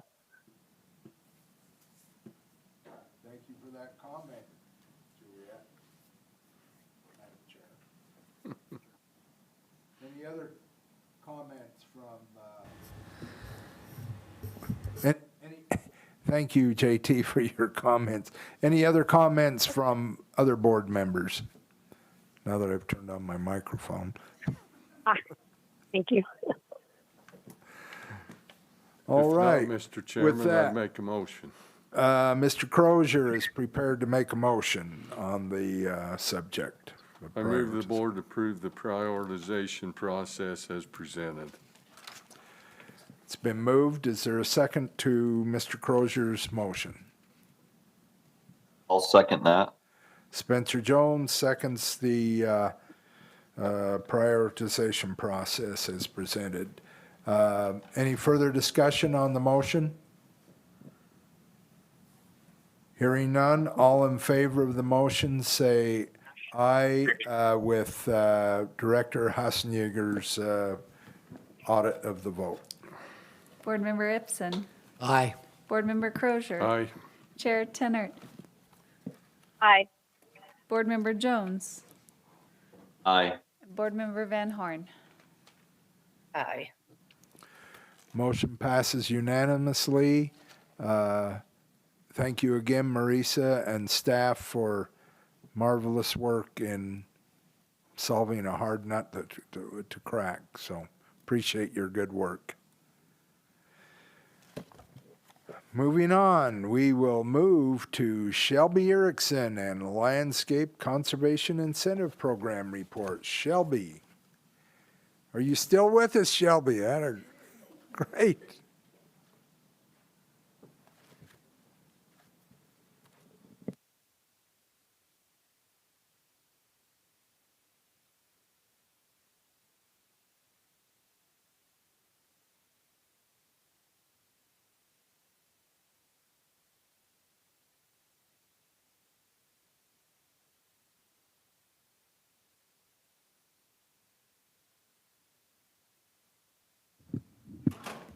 Are you seeing my presentation yet? No?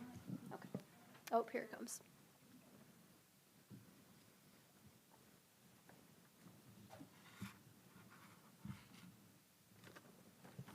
A white screen reminds me of my presentations.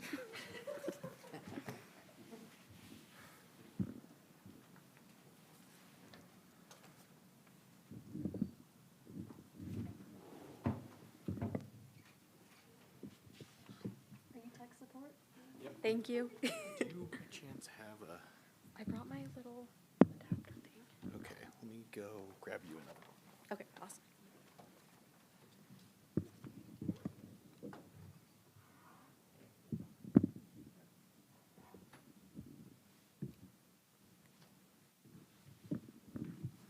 Try this one instead. Okay, perfect.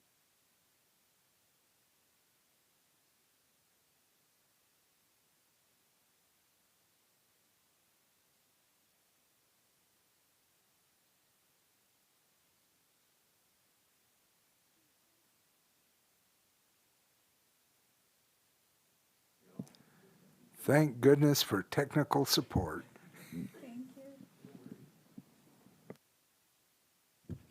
Okay, great. Good afternoon. I'm here to talk to you about our landscape incentives program and provide an update. Just some background on the program. It's funded through House Bill 121 from last year when we received $5 million of one-time ARPA funds. And then there was another bill that came through this last session, SB 118, that provided an additional $5 million one-time funds plus $3 million ongoing for the statewide landscape incentive programs. The intention of this is to save water by replacing grass that is non-functional with water-wise landscaping. Grass is not the enemy. We just want to make sure it's going in places where it makes sense and that we're putting lower water plants and landscaping in areas as opposed to putting grass everywhere. There are some required ordinances for cities and counties to become eligible for this program, and I'll go over those on the next slide. And this program has partnerships with the 4 largest conservancy districts, Central Utah, Jordan Valley, Washington County, and Weber Basin Water Conservancy districts to make this program possible. And just a little update, we're currently going through the administrative rules process to update these rules based on some changes that SB 118 provided. The ordinances that are required for cities and counties to become eligible for this program. The first one addresses parking strips in areas less than 8 feet in width. Grass will not be allowed in those areas within new development. Residential development also has some percentage of grass in the front end side yards that are limited when it comes to lawn. That's 35%, no more than 35% of the front and side yards should be grass within Salt Lake, Utah, Weber, and Davis counties. That's 50% for all other counties with the exception of Washington County that has a little bit more stringent of no more than 15% of the lot size be grass. And then the third key thing for these ordinances addresses commercial, institutional, industrial, and multifamily new development common areas, and that lawn should not exceed 20% outside of active recreation areas. And the whole idea behind these ordinances is that our new development is going in right and it's going in well, and we don't just have grass all over the place where we're chasing our tails with replacement programs that are very costly. So the implementation for this program, we've had some program rules that went into place last October, and then those are currently getting updated. We're currently in the public comment period, and if everything goes well, those should be finalized maybe as early as next week. We have partnerships with those 4 water conservancy districts, and changes by SB 118 allow us to give those districts grants to help operate their lawn replacement programs. The program officially launched May 1st through UtahWaterSavers.com, and Washington County Water Conservancy District has their program housed on their website, and that was launched in October of 2022. The program is just for the replacement of living grass with water-wise landscaping. That's in the legislation, that it does need to be living maintained grass and not new construction where there isn't currently grass. We have some plant coverage requirements to make sure that we aren't just taking out grass and heating up the areas where that grass was removed. There's also some drip system requirements to make sure that what goes in is maintained. And the state is providing matching funds to help these water districts of up to $1.50 per square foot. This is UtahWaterSavers.com, where the rebates are, or these landscape incentives are housed. When you go to the home page, if you scroll down, you can select a water provider and see if you're in an eligible area, and then also all of the program eligibility and parameters for that. Here's a little video just walking you through from the home page, selecting your water provider. And once selecting your water provider, you'll see all of the programs available in your area. This includes our fixture rebates for toilets and smart controllers, and then also landscape incentives. It has who the sponsor of the program is. This one's Central Utah along with State of Utah, and then goes through some of the eligibility and requirements for the program. And on this same page, there's a little button that says create your account. And once creating an account and submitting your property information, you'll be able to apply. There's also a handy little calculator where you can put in some of the project details, what kind of property it is, and get an estimate of the incentive potential. So this one's for 500 square feet, for a park strip.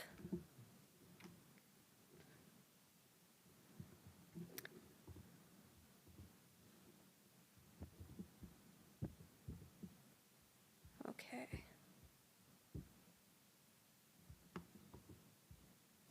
Oh, sorry.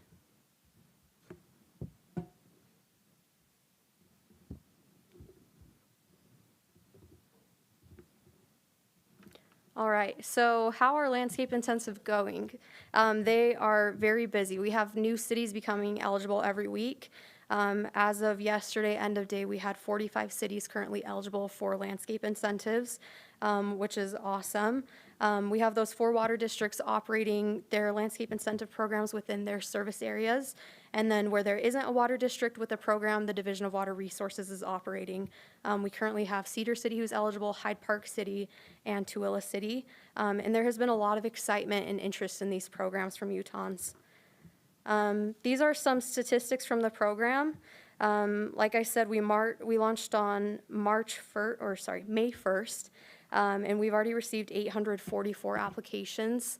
This is as of Monday through Utah Water Savers for landscape incentives. 480 for Flip Your Strip, and then this is for Local Scapes Rewards, along with the device incentives. And I checked with Washington County to see how the program is going in southern Utah. They launched in October of last year, and since then they've had over 1,000 applications, and to date they've already removed almost 240,000 square feet of grass. And that is where their incentive is housed on their website. And that is it. Any questions for me? Thank you, Shelby. That's a great presentation. I understand how great the effort is and I appreciate how successful it is. In my case, from the little town I live in, it's like there are no people with any common sense on how to water lawns and things like that. And I don't know how you legislate or educate people into that, but that's the knuckle dragger town I come from. Yeah, it can be tricky. We do have our weekly lawn watering guide, which can be a helpful resource. And we also launched a low water use guide if you do put in a lower water variety. So we do have some other resources for our lawn lovers and those who do have big grassy areas. And then for those who are interested in kind of downsizing some of that, we also have these incentives now, which is pretty exciting. Great, Shelby. So I just had one question. Sure. Yeah. Just for me, because I'm an ag guy, it'd be nice to break it out, rather than just square foot, go to acreage, how many acres we're talking and what the cost for an acre of grass is in the future. It would be interesting to see Okay, awesome. just what that, it makes more sense to me in acres than in square feet. Okay, great. No, Thank we'll get you. those comparisons for Thank you. Yeah. Any questions for Shelby from our online board members? I just wanted to make a comment. I appreciate, I had a conversation with Candace about this last week and appreciate this being on the agenda and hearing Shelby go through this and to be able to better understand it. So it's very helpful. I think that there's people out there in our communities that might not fully understand this program. So it's good to better understand it. So thank you. Awesome, thank you. Yeah. Well, thank you, Shelby. Appreciate your hard work and great efforts. Awesome, thank you so much for your Thank you support. for that great presentation.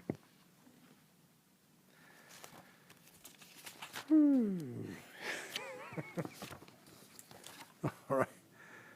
We're to Director Candace Hasenjager's report. Yay. Burning daylight. No, we're not. It's early in Mr. the Vice day. Chair, members of the board, thank you. I do recognize it's late in the day, and so I will try to keep my remarks condensed. I did just want to highlight, I appreciated Laura Haskell's great water supply report, just to kind of put some context behind some numbers. So Bear Lake is at an elevation of 5917.2, which may not mean a lot to a lot of people other than Charles, but just to give you some perspective, that's a raise of almost 7.2 feet from January, so a significant amount of water. So how far down is it still? It's about 5 feet, 6 feet down Well, still if you go from the maximum of maximum. 23.65, then yeah. we're down 6.5 feet. So but- how many acre feet are you still down? There's about 75,000 acre feet per foot, so that's, sorry, my math is little, so 300,000. Yeah, I 300,000. can't remember. I think Oh, we're your almost mics aren't half a on. million. Thank you. So you're still down about 400,000 acre feet Roughly. in Bear Lake? Yeah. Yeah, but we have this paranoia up there about flooding, so we got to leave all this space for flood protection. Well, what's your main feed to it other than the canal? So a pretty significant raise there. Lake Powell is at 3582.7 feet, which is almost a 63.2 feet raise from April. You asked about acre foot, and for that one, it's about 4.2 million acre feet of water's gone into Lake Powell, so a significant amount. Great Salt Lake as, oh, go ahead, Dana. Sorry, I was gonna interrupt you. Do you know what the, sorry, what's the percentage of full on Lake Powell? Like all last summer when I was looking at it, it was about 24%-ish. I still think it's about Is it- 35% the last time I looked at it. Let me, I'm quickly pulling it up so I can can look answer it up, your too. question. But yes, a significant amount of water and, You gotta remember, it holds 26 million. I know. But it's better than a hit in the head, 39%. Well, that's great. Yeah, it's a, And so there's no talk of hitting the power pool this season, this year at all. nope, not, hopefully not. Yeah, we're hoping for rest of a good year. So yeah, there is not too big of concerns there.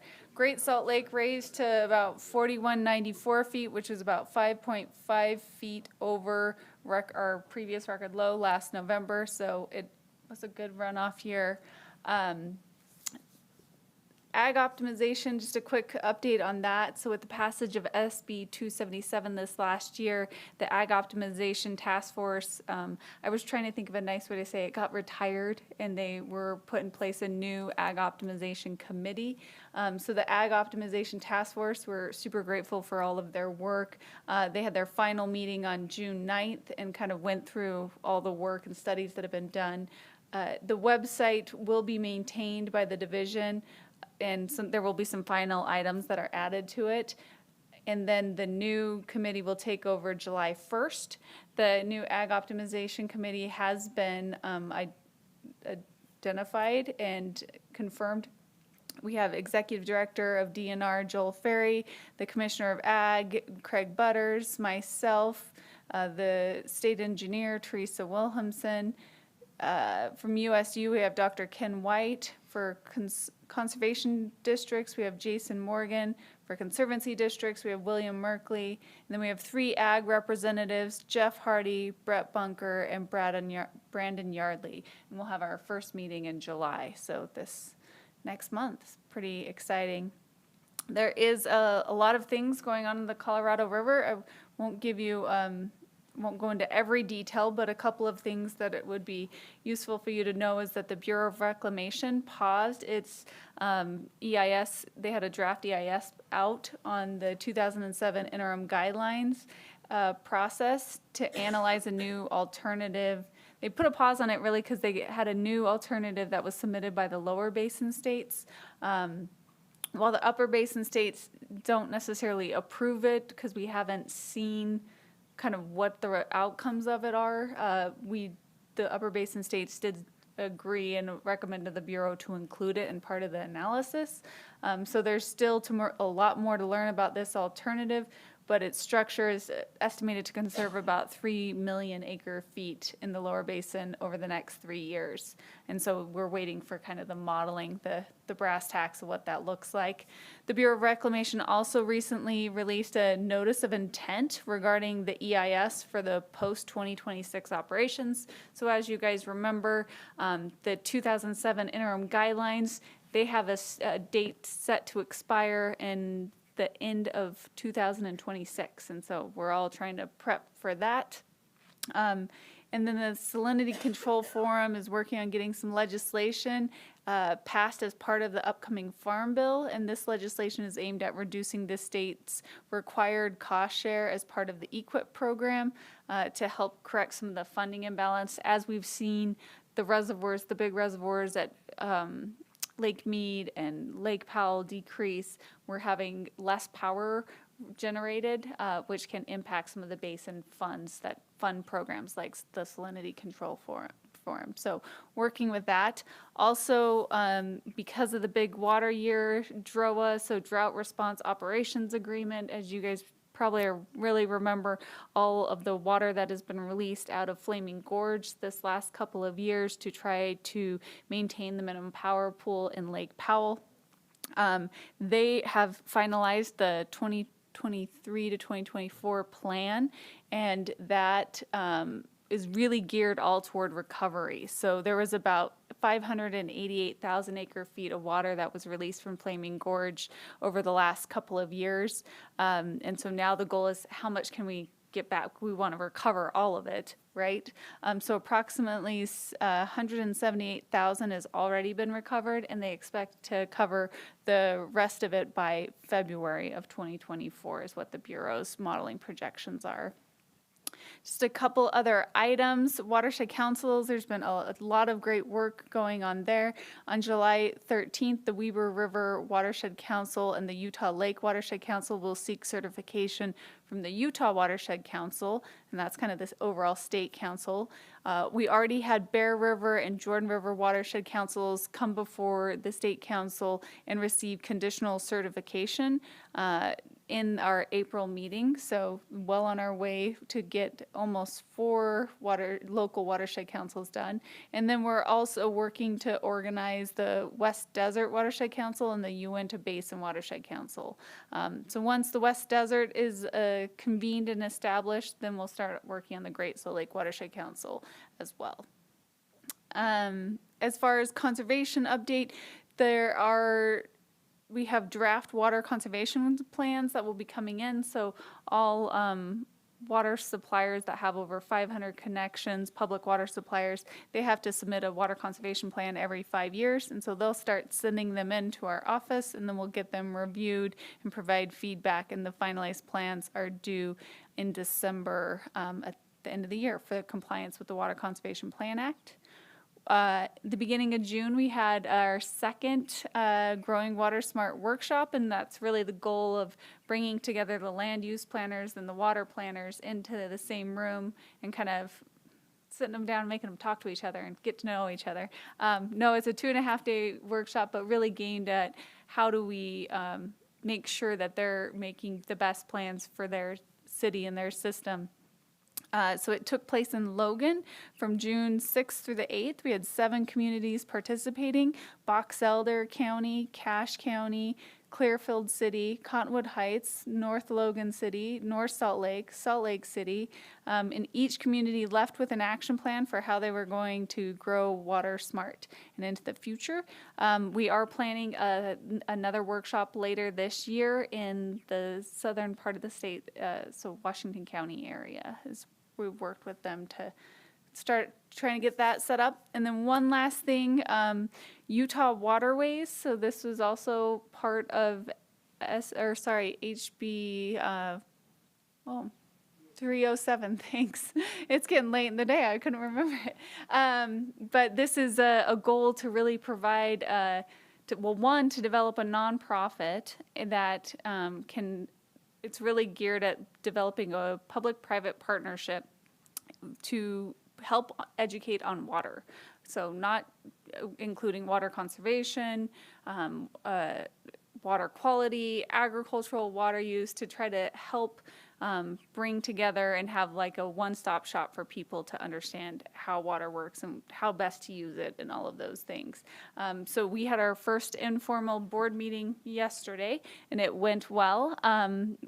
We are actually not an official nonprofit until July 1st, because that's when the section became effective, but we have a very tight deadline. We have to have an executive director hired by August 1st, and so that doesn't give us a lot of time. July 1st to August 1st doesn't give us a lot of time to hire an executive director. So we got them together for an informal board meeting, and we'll work to get that executive director hired, but had a good start to that. And I think I'll leave my remarks there unless you guys have any questions. Maybe just one comment. Do you want to put on your mic? Thanks. Probably one comment, Candace, that I see is our director. The big thing that's out there that nobody wants to address is watershed restoration. And the mismanagement of our public lands and our watersheds and non-logging and timbering and taking care of the forest. Part of our water lack is the fact of these non-watershed care, including the Wasatch Mountains, the overgrowth of the oak brush and all of this vegetation, if you could go in and clean it up, you would see substantial water yield. And I know it's a tough one, but if we want to solve these long-term issues, we've got to address the watershed situation. You know, fires is probably the best thing that could happen to most of this country. You know, if you could burn it off and get rid of some of the vegetation, you know, and I know with the grazing improvement program, there's been some extensive work done on some of the lands, and if you look at the water yields that are coming off from those places that have been treated, you'll be amazed at the difference it can make. And back when the Clinton administration was in place, they went through a plan with the Forest Service, and it showed that watershed needed to be managed, needed to be timbered, needed to get the conifers out of the Quakies. They trash canned it all and buried it. And so, I mean, the yields would be substantial, but it's a tough one to face. But if we want to solve long-term problems on the Colorado and on the Great Salt Lake, that's the greatest place that efforts could be spent. Yeah, it is a big issue, and I think there's a lot of opportunity there. You know, I don't know if you can find a report, but when Hugh Thompson was here as one of the deputy directors with DNR, he put together a very extensive presentation, and if you could find it, in fact, you might give Hugh a call and he might share it with you. I visited with him last, I don't know, we crossed paths a year or so ago. I called him and said, hey, I'm going to be such and such place. You want to show up? And he met me for breakfast up in South Dakota. We talked about it a little bit, but I mean, he put together a very good presentation on it. And I've seen it on my own place. I took 200 acres worth of cedars, junipers out years ago, and now where I used to have intermittent stream, it's perennial, never stops. And I mean, that's on a 200 acre. Well, and I'm developing springs on the Promontory Mountains, which, you know, the fires burnt all of that country. I am amazed at the water that's in those mountains. And I guarantee when those trees were there, and that other vegetation, it wasn't. So, I mean, I honestly believe that's one of the greatest places and one of the toughest. But if we want it to happen, you got to start changing mentality. Everybody, when you bring it up in the past, is say, well, we just can't tackle it. No, you got to tackle it. Quit saying we can't tackle it. That's my 2 bits. A quick question, Director, on the naming of the Great Salt Lake Administrator, Brian Steed. Yeah, that should have been on my report as well too. Thank you. Another big piece of legislation with the passage of HB 491, it created the Office of the Great Salt Lake Commissioner, and Brian Steed was appointed the commissioner and confirmed by the Senate. So he is the commissioner. He is maintaining his role at USU at the Land, Water, and Air Institute. So he's got a lot of jobs to do, at least 2. But yeah, he'll do a great job. We've already had some initial meetings with him, and I'm really looking forward to working more with him. Wondering if I could make a comment regarding the watershed. I really appreciated those comments, and I feel the same thing. I'm wondering if we could get some of that data and have it on our agenda, you know, sometime here in the near future, and to be able to discuss that further. I've done a little bit of research, and some of the region in southern Utah have done some of that. There was that significant fire that probably everyone remembers all around Bryan Head Ski Resort here a few years ago. And after that happened, there was springs everywhere. There was a reservoir called Yankee Reservoir there that had been substantially on the decline. And the following year after that, the reservoir was overflowing and springs everywhere. And so I would like to be able to try to explore that if we could. Yeah, we'd be happy to get someone on the agenda. Let us do a little homework and find out who's the right person, and then, yeah, we'll find a time. Thank you. Just a quick follow-up on your Watershed Council's meeting that you had at USU. I guess that was the correct term of what the meeting was about earlier this month. The Growing Water Smart? Growing Water Smart, yes. I can't remember names. But anyway, I had some really good feedback last night from Carl Mackley, who attended that, and really appreciated the efforts the division put on there. That's excellent to hear. We were grateful to have Carl and Box Elder County there.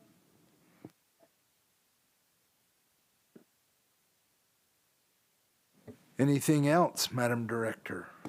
No, Mr. Vice Chair. Oh, okay.